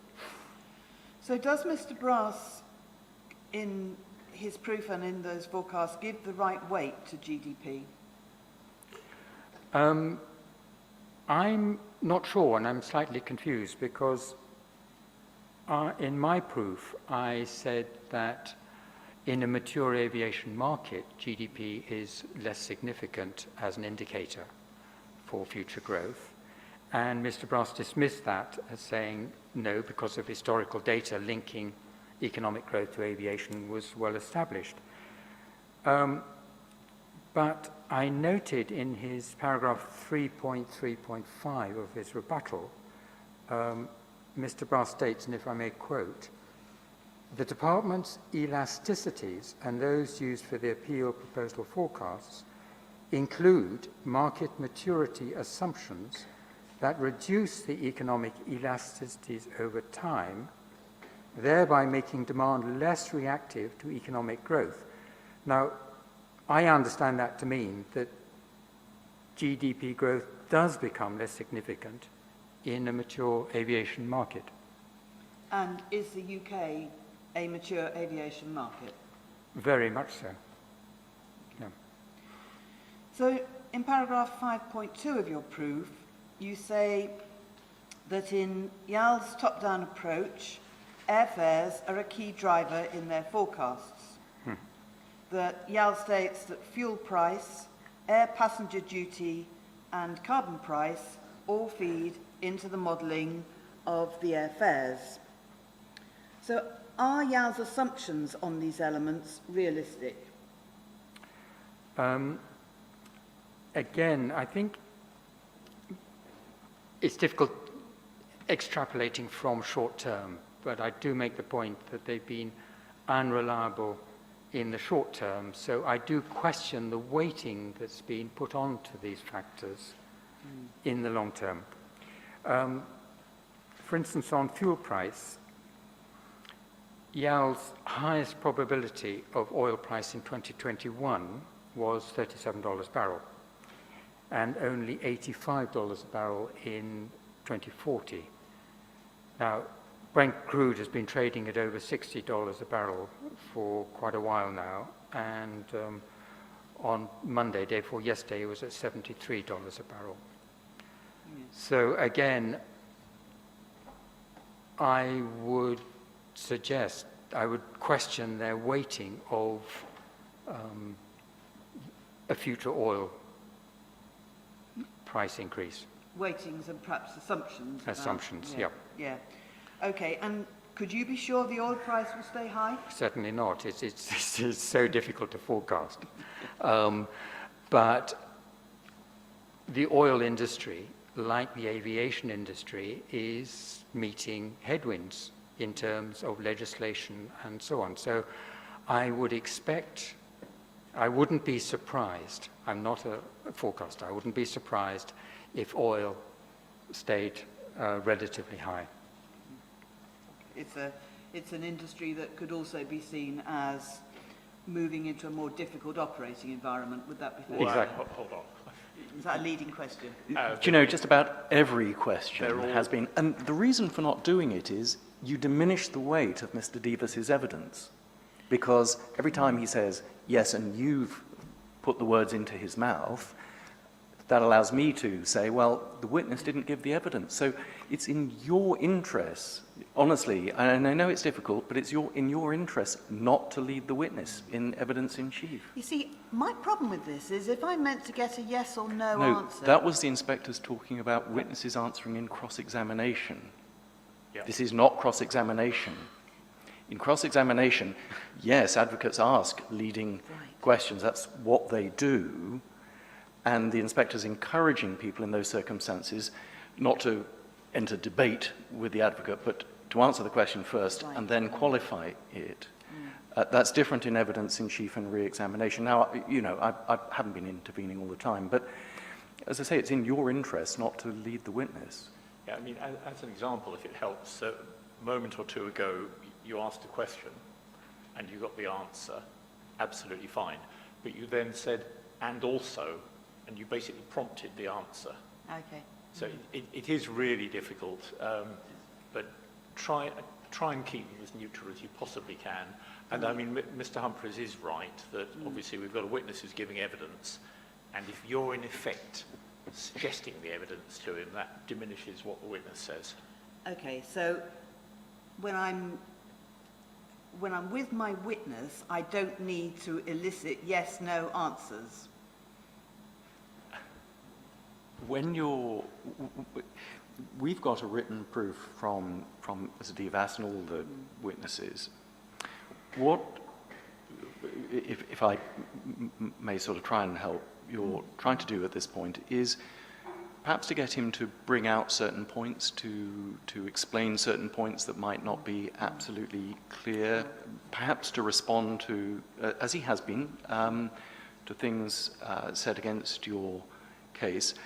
But, you know, there was an example, I just sort of noted it from a while ago, where you said, and I think it was with Professor Lawson, and this would be devastating compared with previous pandemics. You've suggested devastation to the witness. What you could have said is, how does COVID-19 compare with previous pandemics? That would not be leading, that would be asking. I'm so sorry, I won't keep interrupting. No, that's useful, but when I ask that question, it doesn't get a yes or no. Can you see my difficulty? No, that's because you're not cross-examining your own witness. Yes, so hence my question. The yes-no point, particularly in cross-examination, that an advocate will ask a question of the witness on the other side, and we're sitting here trying to understand the answer, and if what you get, and I'm not suggesting this witness will, if what you get is a very, very long answer, then frankly, at the end of it, I will think to myself, was that a yes or a no? What we like in answers to cross-examination is for the witness to say, yes, but, or no, but. And we'll always let them get the but in. But you do sometimes get answers in cross-examination where you actually think, I'm really not sure what the answer meant. Yes, and I mean, rest assured, if that happens, we will butt in at that point. But anyway, hope that helps. It does, thank you. Yes, okay. So in fact, what I'm sort of trying to do is give context rather than... Yeah. Okay, a bit of context coming up, I hope. So the other key components of modelled airfares are air passenger duty and carbon price. Are the assumptions made about these realistic? I equally question those. On the air passenger duty, with 70% certainty, YAL assumes that there will be no real change, so they must take into account inflation, but no real change right up to 2040. I'm just surprised at that assumption, because given the potential of future legislation and taxation, I find that surprising. On carbon price, again with 75% certainty, because they give in Appendix A, they give various indices and forecasts from various authoritative bodies, and then YAL will weight them according to what they consider important. So I think it's the YAL weighting which is significant. So with 75% certainty, Yale forecast carbon trading to be at £20 a tonne in 2021. So it was trading at £45 a tonne in December. And so that compares to their highest forecast, which was £31.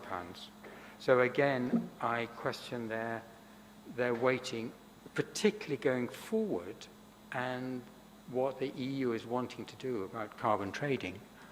I question their assumptions that are fed into the Monte Carlo process. Okay, so if these assumptions and weightings were to be higher, as you're suggesting, what would the impact be on airfares? Sorry, what would the impact be on forecasting? Well, the first thing is on airfares, because all these feed into the cost of airfares. And particularly in leisure travel, leisure travel is far more sensitive to rising or falling prices. As Mr. Brass said in discussing the falling prices in the low-cost bubble, he said that the leisure market is substantially more price sensitive. So what I'm arguing is that if lowering price stimulated the growth in aviation market, the reverse must equally be true, that rising prices, particularly in the leisure market, will dampen future demand. The other thing to note is that airfares are pretty low at the moment. In Ryanair's annual report 2019, the average price for their tickets was €37. Now, I know they're very clever at not counting a lot of stuff, but there isn't a lot of headroom in that price to lower significantly to stimulate future growth. Okay, thank you. So if we go back to the long-term assumptions of Yale's forecasts, and these are quite helpfully set out in Mr. Brass's proof in Table 1, page 4. Page 34, I beg your pardon. Here we go.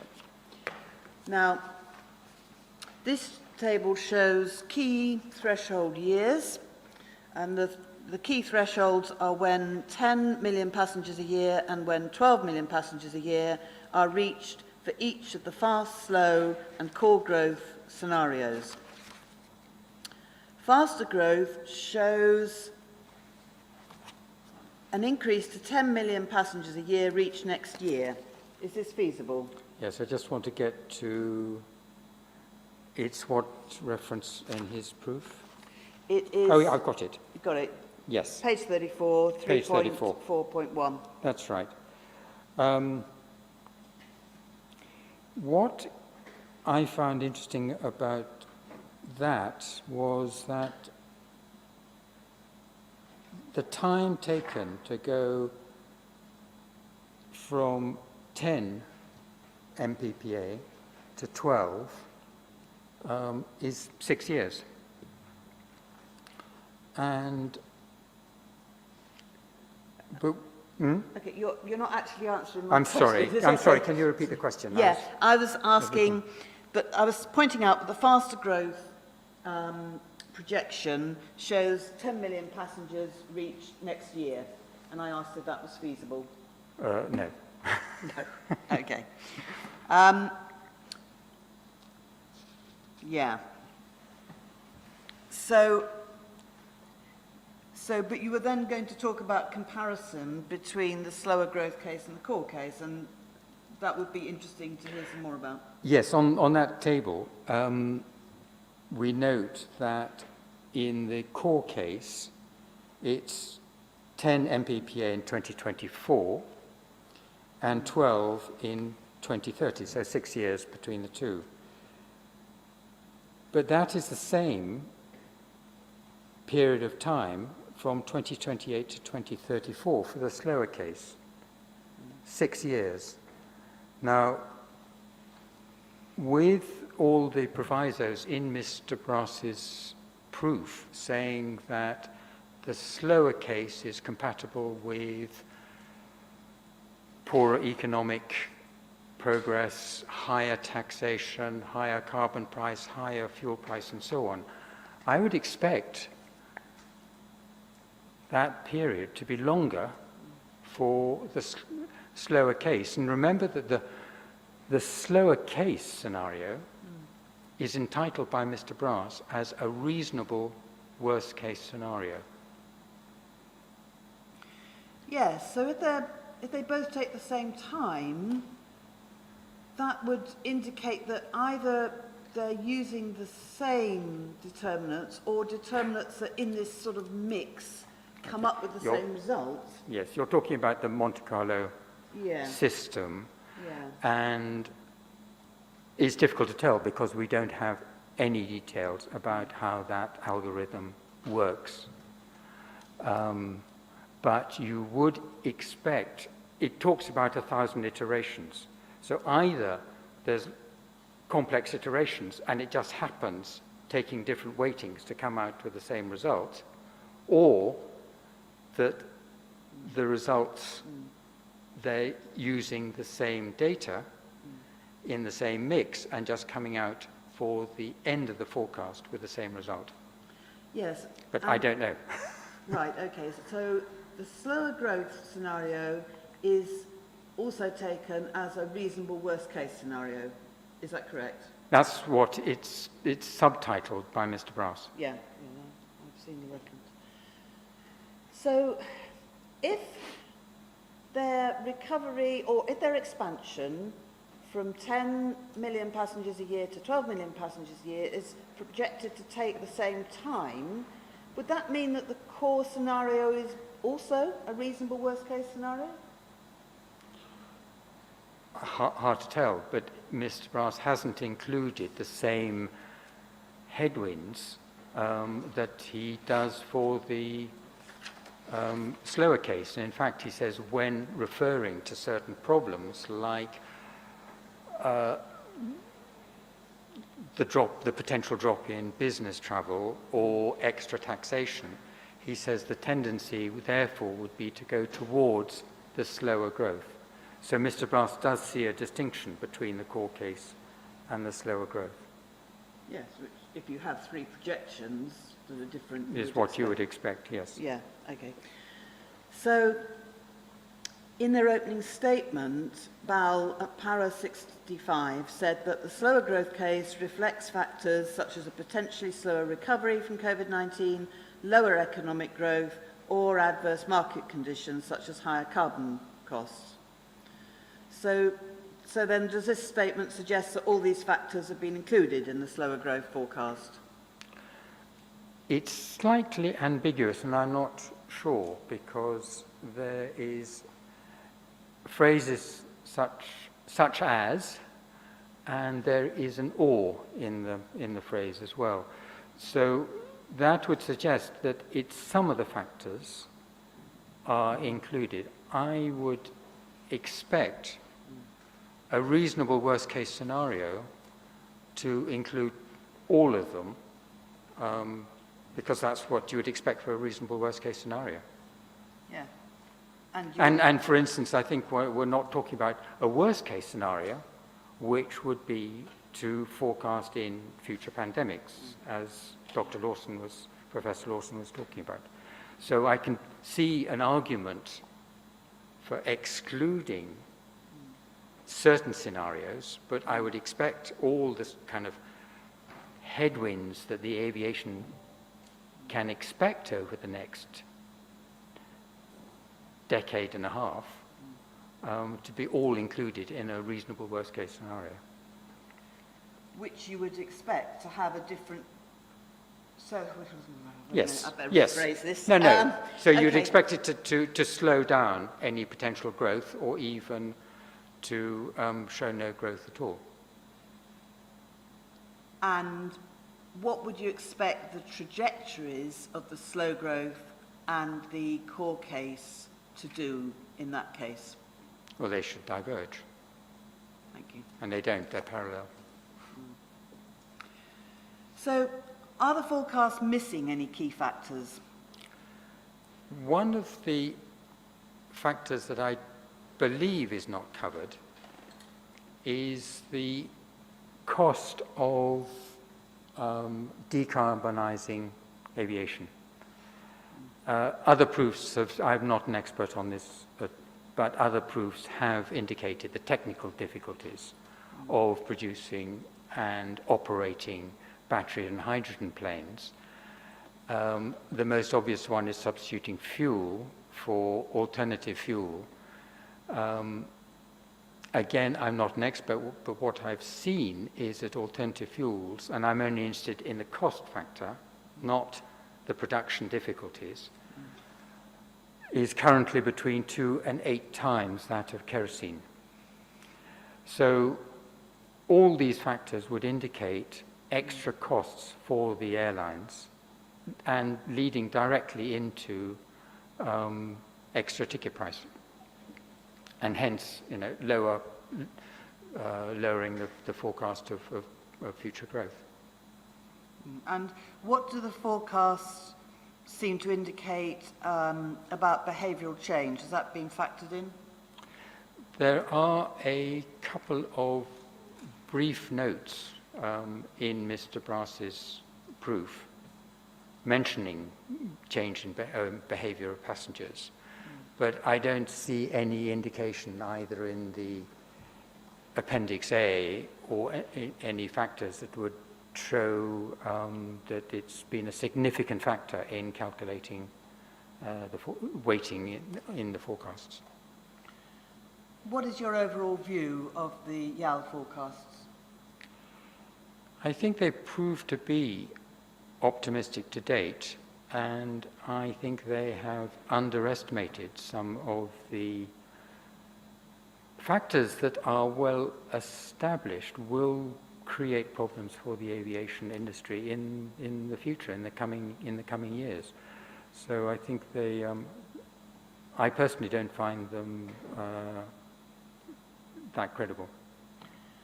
Okay, I mean, they have accepted that the faster growth case is now, I think they use less likely.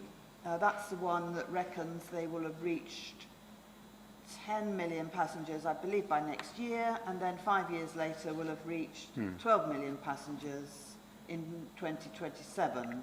I mean, do you accept that they have more or less ruled that?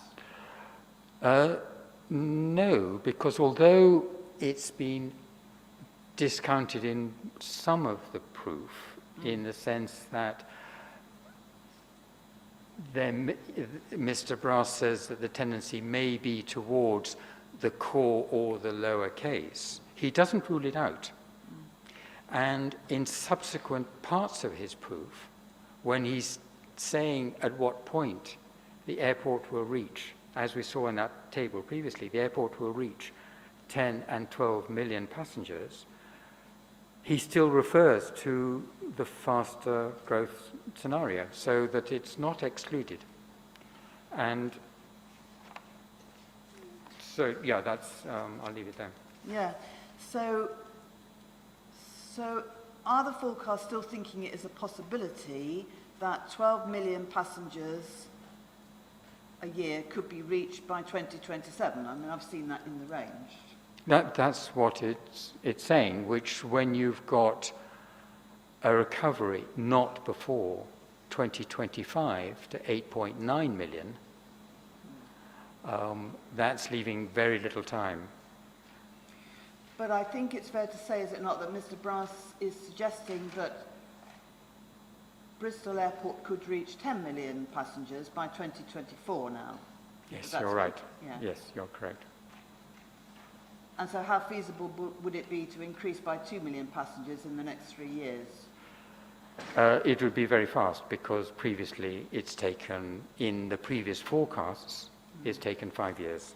So it's much faster than the previous forecasts. Yeah. Okay, so you're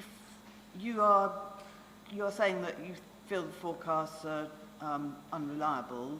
I mean, does this matter? It does matter. It matters actually a great deal, because in the application there are significant disbenefits to the application, including night flights and parking on the greenbelt, that happen. Now, Mr. Brass argues that those disbenefits are outweighed by the advantages of the expansion in terms of jobs, etc., etc. If the expansion is less certain, then the benefits become less significant and the disbenefits become higher in proportion. And that's, I'm not a planner, but that's the judgment in planning terms. Okay, so you would see expansion to 12 million passengers as not certain? That's right. But what is your view of the likely delay into the medium and long term of the forecasts? In terms of pushing the recovery, pushing back, yes, so that we've talked about this before, if the delay and the recovery is longer than anticipated, it is then hitting the headwinds of future difficulties in the aviation market. And that, I mean, you know, there are potential benefits of expansion in terms of jobs, but presumably they get pushed back as well. And yes. Yeah. Okay. Thank you. Thank you very much indeed. Mr. Humphreys, doubtless some questions.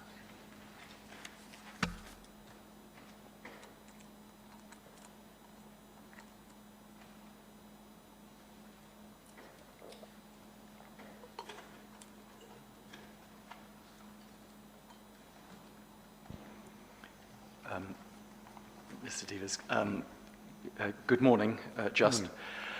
Mr. Devers, you've told us about your experience with airports, and your experience with airports, I think, is as an architect. Yes. And you told us, for example, at Heathrow Terminal 5, you'd done fire risk assessments and terrorist risk assessments. The fire risk was on Chaplak-Kok in Hong Kong. I stand corrected. You obviously weren't involved at either of those airports, were you, in the air traffic forecasting? No. And you very fairly don't purport ever to have done either bottom-up forecasts or econometric forecasts or used Monte Carlo modelling? No. So I'm going to ask you about your proof of evidence, but I'm going to try to focus on asking you about some of the reports you mention and what they show. What I'm not going to do is cross-examine you on your opinions, because you're not giving expert evidence on forecasting. You're giving evidence as a member of the public. But I may stray into things, and I apologise if I do. You must stop me if you're not comfortable. That's fine. You start off early on in the proof by talking about the original forecast in your paragraph 2.1, the original forecast that went with the application, which there was then a Mott-MacDonald validation report, and you made the point that the council's consultants didn't wholly agree with that. We ought to just make sure the inspectors understand quite how little difference there was. We had forecast 12 million passengers at that point by 2026. Mm-hmm. Jacobs said it would be 11.7 million passengers by 2026, but they accepted that we'd get to 12 million shortly thereafter. That's fine.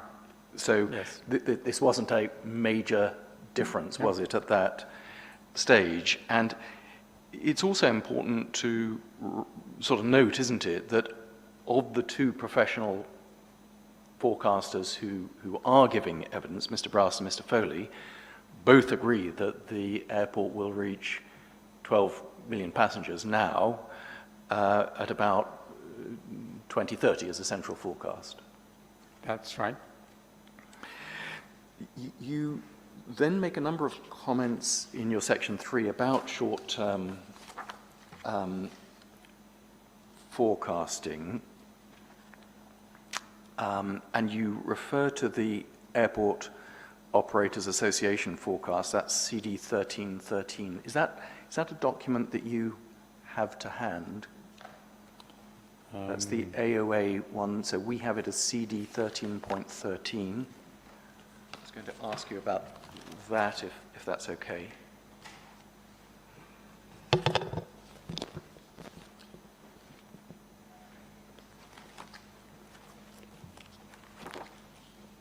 Yes. I've got the introduction here as a hard copy. Otherwise, I can get on to the... Would you mind, because I don't think everything I was going to ask about is necessarily in the introduction. Okay. It might be, but I just can't guarantee that. CD 13.13. So it's in the core. It's in the core documents.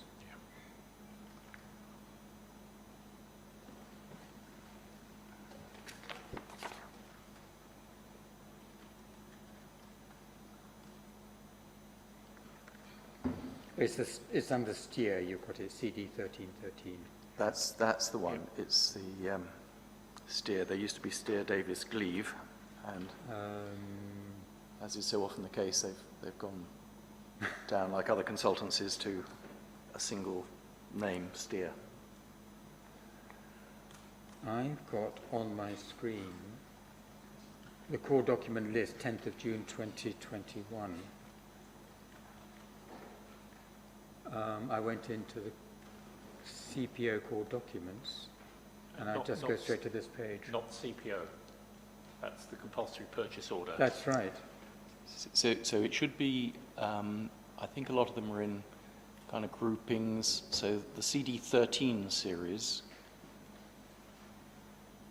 and it's 13.13. Oh, it's a CPO. Oh, sorry, hang on. CD 13.13. Take your time. Appeal call. Yes, I was in the wrong section. I'm sorry. Don't worry. CD 1313.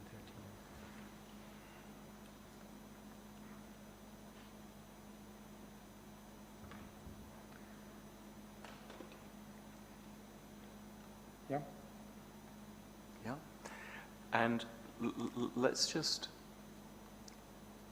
understand the context, I suppose, first of all, for this report. So if we look at page 7 of the report, there are little page numbers in the bottom left-hand corner. Yes. And you can see the 3 columns there, the left-hand column, background at the bottom. So it tells us what the purpose of the study is. The purpose of the study is to analyse the impact of COVID-19 pandemic on the aviation sector, both to date and subsequent years, and to assess the extent to which new policy measures adopted by the UK government could assist in the recovery of the sector. So this is a document that is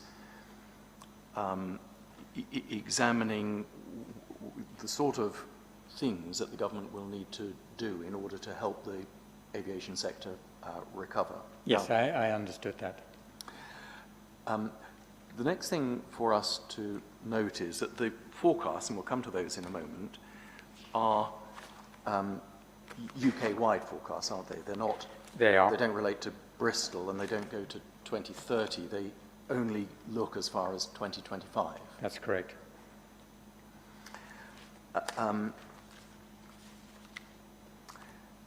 Now, what the forecasts look at is slower growth for the UK market generally, but we need to note that the UK market generally includes long-haul flights to parts of the world that have much slower vaccine rollouts.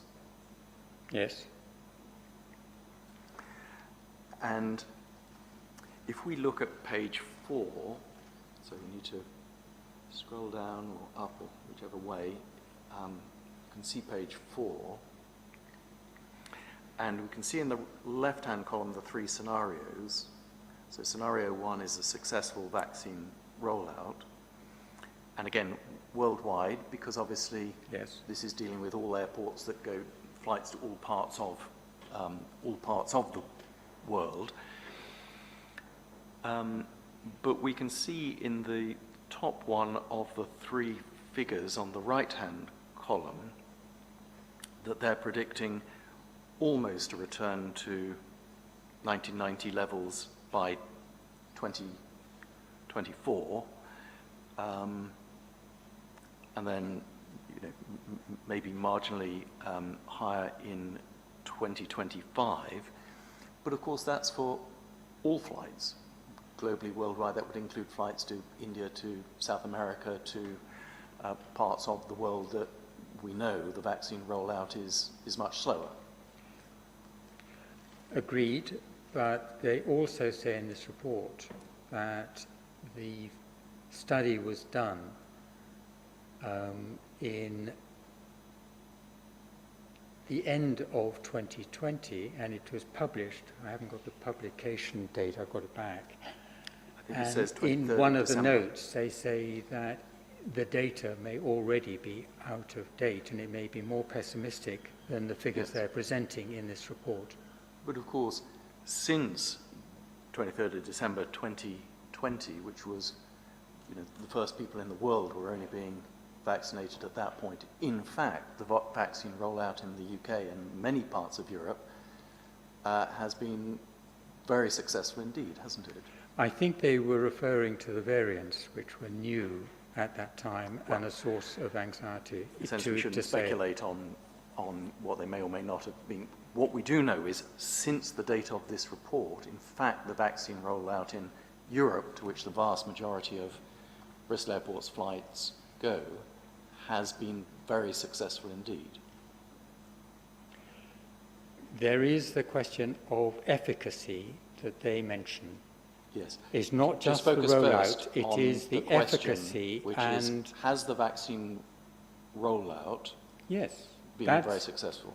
But they mention in their report rollout and efficacy is related to variants, and that is a matter of concern, particularly with the beta variant. Yes, although, as Professor Lawson pointed out, although we very temporarily had put France on the Amber Plus list because of concerns about beta variants, it's more recently, I think, come off that. Fine. Now, I'm just going to take you then, having asked you about that report and what it does and does not show, I'm just going to take you now to the ACI report. That's CD 13.1. That may be in the same section of the CDs if you're looking at it online. Yep.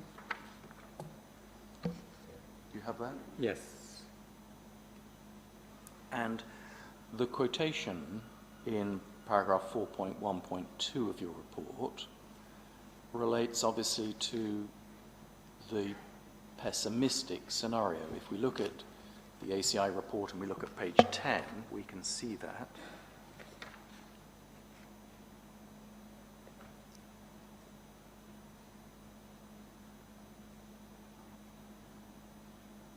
So it's right at the bottom of Where are the page page 10. numbers? Yes, it's page. I only know it's page 10 because of the PDF page number. ACI, not terribly helpfully, haven't put page numbers on. But what's it look like? What does it look like? That is a very good question. The very top, the opening words at the top of the page are "scenario remains achievable." So if you go about that number of pages in, I'll go from the top and then let's have a look.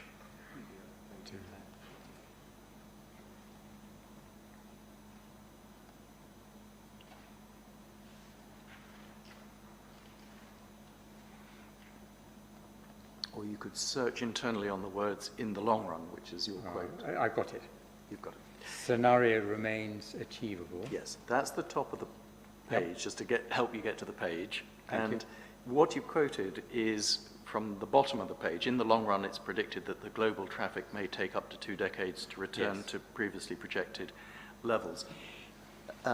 It is obviously important, isn't it, to understand correctly what that means. You're not suggesting that it's going to take 2 decades for traffic levels to get back to 2019.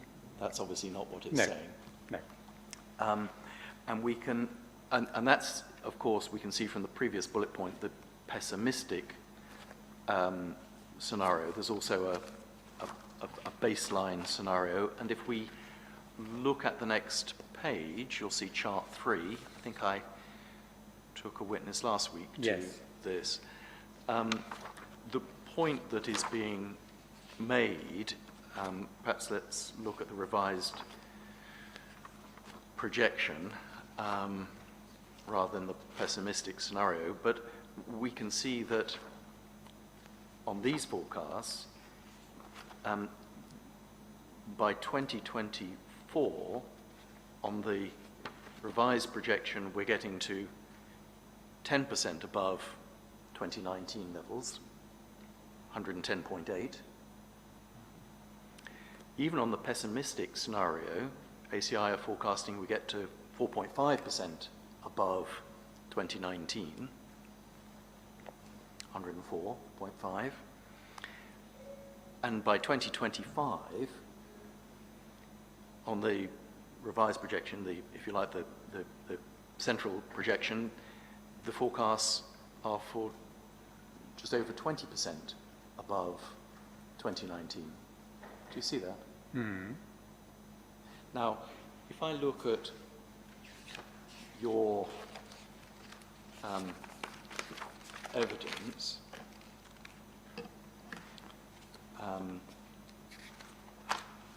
and I look at page 7,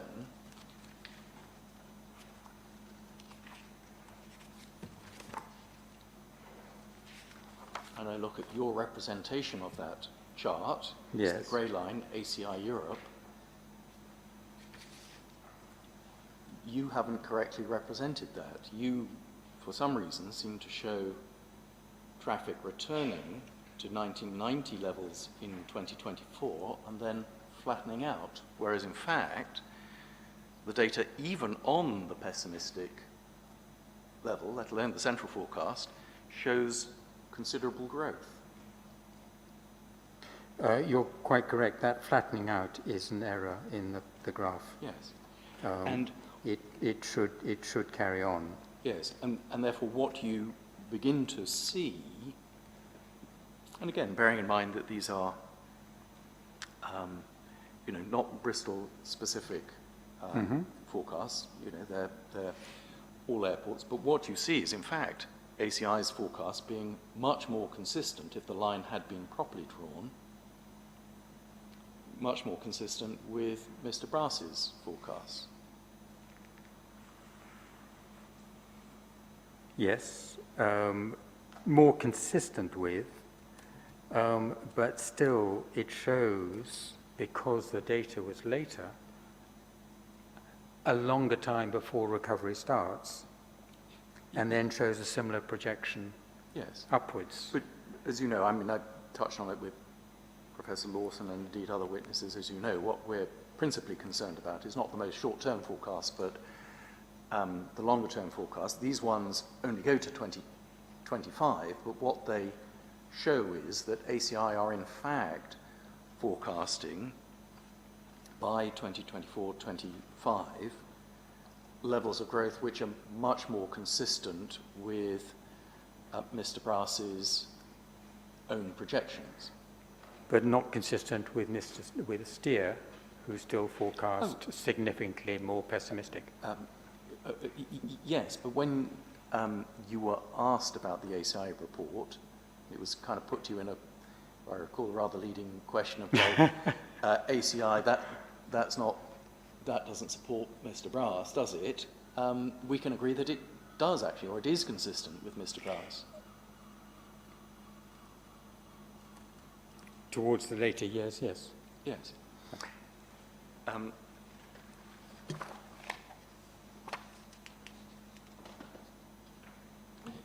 And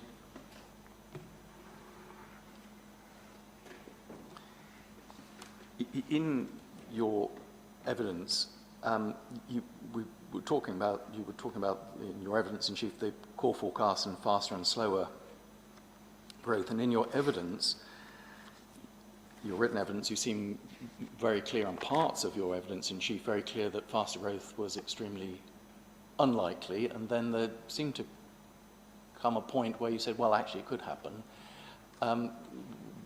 What is the position that... Can you refer to the section where I say that? No, not in the written evidence. This morning, you seemed, or I thought you said at one point, but by all means, correct me, you seem to be suggesting once again that you said accepted that faster growth less likely, but not ruled out, tending towards core slower, but not rule out, so it's not excluded. I'm sorry, so that I didn't make myself clear. I was referring to Mr. Brass, who has not excluded the faster growth. But I certainly... your position is you think... In my proof, I wouldn't, I haven't said that. And Mr. Brass himself says it's less likely. Less likely, but less likely doesn't exclude. No. All right. Now, in terms of the longer-term forecast, this is section 5 of your evidence, you raise all sorts of points. It's really section, or paragraph 2.2.2 to 2.2.5. You raise all sorts of points about... so is it 5.2.2? Yes. The inspectors will understand I have this terrible habit of number dyslexia. So it's 5.2.2. Yes. No, not 2.2.5. You raise various points about the inputs, assumptions within the econometric modelling. Yes. And, I noted as you went through that, you were asked about those and you repeatedly said things like, well, it's very difficult to tell, or I don't know, or I'm not an expert, or I'm not a forecaster.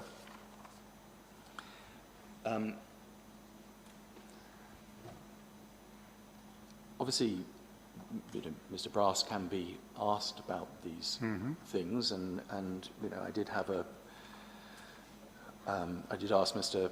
Foley about various of these things yesterday, and certainly those experts, apart from elasticities of demand, which is a very specific point arising from 2017 DFT data, yes, don't dispute the inputs to the modelling. So, as I understand it, although you're explaining to us that you don't understand certain things, you're not putting forward a positive case that there's anything wrong in terms of the econometric forecasting for 2030. I don't. The algorithms, the Monte Carlo system, I think is probably fine. I take the elements that Mr. Brass has said in his proof, which are the factors that drive passenger growth. So I've just taken Mr. Brass's proof and looked at it and analysed it, which is what, as an architect, you do with all consultants. So I'm not putting myself forward as a forecaster. I don't know the inner workings of the Monte Carlo system, which I understand is highly complex. What I do question is, with the data in front of us, and helpfully Mr. Brass in Appendix A did give elements, key elements that feed into the model, which such as oil price, carbon price, passenger duty. So I then looked at those and say, from a layman's point of view, how feasible is this looking to 2040? Okay, well, I won't ask you about those things. Obviously, Mr. Brass, you know, Ms. Beth can ask him about them if she wants to.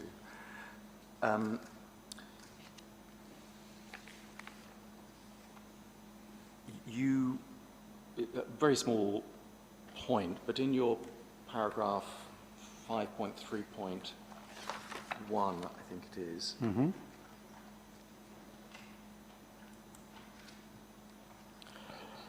you, in fact, actually the footnote is 5.3.2, but you'll see footnote 6, and you rely there on, this is me just taking you to solid bits of external data, you rely there for your point on footnote 6,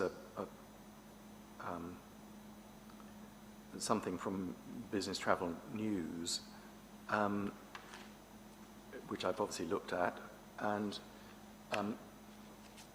in fairness, we ought to make it clear to the inspector, shouldn't we, that this is a one-page opinion piece in a US online news outlet. It's not a... Totally accept that. I'm not an expert in forecasting business travel, okay, and I leave that to others in their proofs and so on. I fully take your point. Final point, then, you, right at the end of your evidence in chief, you made the point that, well, look, the forecasts matter because if things are, if getting to 12 MPPA is delayed, the benefits will be delayed, and you said that would then have to be weighed against the disbenefits, and you referred to night flights and car parking, but of course those would also be delayed, wouldn't they? There won't be more car parking and local roads if there aren't the passengers flying until a later date. There won't be more night flights if the aircraft aren't flying because growth has been delayed. That I don't know. I'm not familiar with the management of the airport or the airlines. But what I understand, and I stand to be corrected, is that if consent is given, what is to stop the airlines flying more at night because they have permission to do so? What is to stop the airport building on the green belt because one of the objectives is to undercut and undermine the illegal parking that is happening around the airport? So in other words, those can happen before any potential benefits that might come from a future expansion of passenger flights. You are obviously not familiar, no reason why you should be, no, with the various planning conditions that are being discussed and that's why I stand to be corrected in relation to those, if I've got this in wrong. relation to those things. So I won't take those things up, but clearly you will understand the council is discussing with us conditions and in relation to control of things. Of course. Mr. Davis, thank you very much. Thank you. Thanks for that, Mr. Humphreys. Ms. Beth, any re-examination? Yep. Can you turn your microphones on? Do I need to? Okay. Yeah, apologies. So, Mr. Davis, at one point you were described as giving evidence as a member of the public. Now, you set out your qualifications, your master's in interactive design in the built environment. My understanding is that involves liaising across the different actors within any construction project. Is that right? Yes, very much so, yeah. Okay, so... Ms. Beth, the witness accepted that he's not an expert and that he was giving He evidence. didn't accept that he was a member of the public. Well, he is a member of the public, but and he that was accepted his he only wasn't. role at this inquiry. Okay. Yeah. Okay. So you have worked with the airline industry for 15 years. Can you just say a little more about the familiarity that gives you with things? I think particularly with Lyon Airport, I was the lead architect in an Anglo-French team. To my shame, I was flying out to Lyon every week with a bundle of drawings under my arm in because it was the 1990s, and that's how you moved information between two teams in two different countries. The world is very different today. But it did enable me to be familiar with the client in a regional airport and the difficulties they face trying to attract increased growth into the airport, including Lyon was very proud when it had a transatlantic flight, but it didn't last very long. And I don't know, I've never flown from Bristol transatlantic, but I think it's the same situation here. So I'm very familiar with talking to clients about their forecasting problems. And the other key thing that I learned was that airports is such a tricky business because they have long-term, expensive capital projects, but their clients are passengers and airlines who can change on a whim and completely undermine their carefully built projects. Did you have any examples of that at Lyon? Well, the obvious one was when the TGV was first built from Lyon to Paris. Now, it obviously demolished their Lyon-Paris flights, but it was worse than that because so many more people got on a train and went to Charles de Gaulle to fly international. So that is the danger of Bristol, is that if rail communications improve, that it's very easy for passengers to disappear. Okay, thank you. And just one other question, really, on the subject of the faster growth and the fact that this seems to have been partially, I think, less likely is the phrase in Mr. Vass's proof. Now, we touched on the fact that, and I think you were asked if ACI was consistent with Mr. Brass. Can you just confirm for me, are you saying consistent in that it agrees that recovery to 2019 is...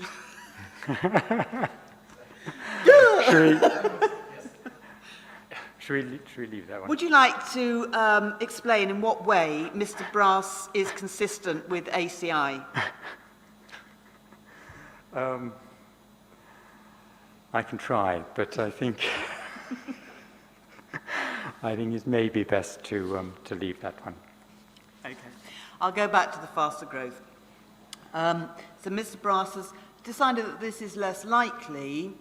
It is still used in the range of possibilities of expansion to 12 million passengers a year, i.e. his range is given, and he repeats this several times, as being from 2027 to 3034. What is your view of that range? I'm not surprised that Mr. Brass says it's highly unlikely or unlikely that the faster growth is unlikely. But what that does do is severely diminish the range of, trying to think of the right word, it's the range of forecasts that one would normally expect. One would normally expect a high, core, and slower. But if the high is discounted, then you would expect them to recalibrate everything, redo the forecasts with the updated data, and then project new, higher core and slower growth forecasts. And that's what I would expect the airport, and I would think they would need to do it for their own use. Okay. It's very incomplete at the moment. Yeah, I can't speak for the airport, but they seem to still say that the accepted range is from 2027 to, which is the faster growth, to 3034, yes, slower growth, for increase to 12 million passengers a year. Is that credible?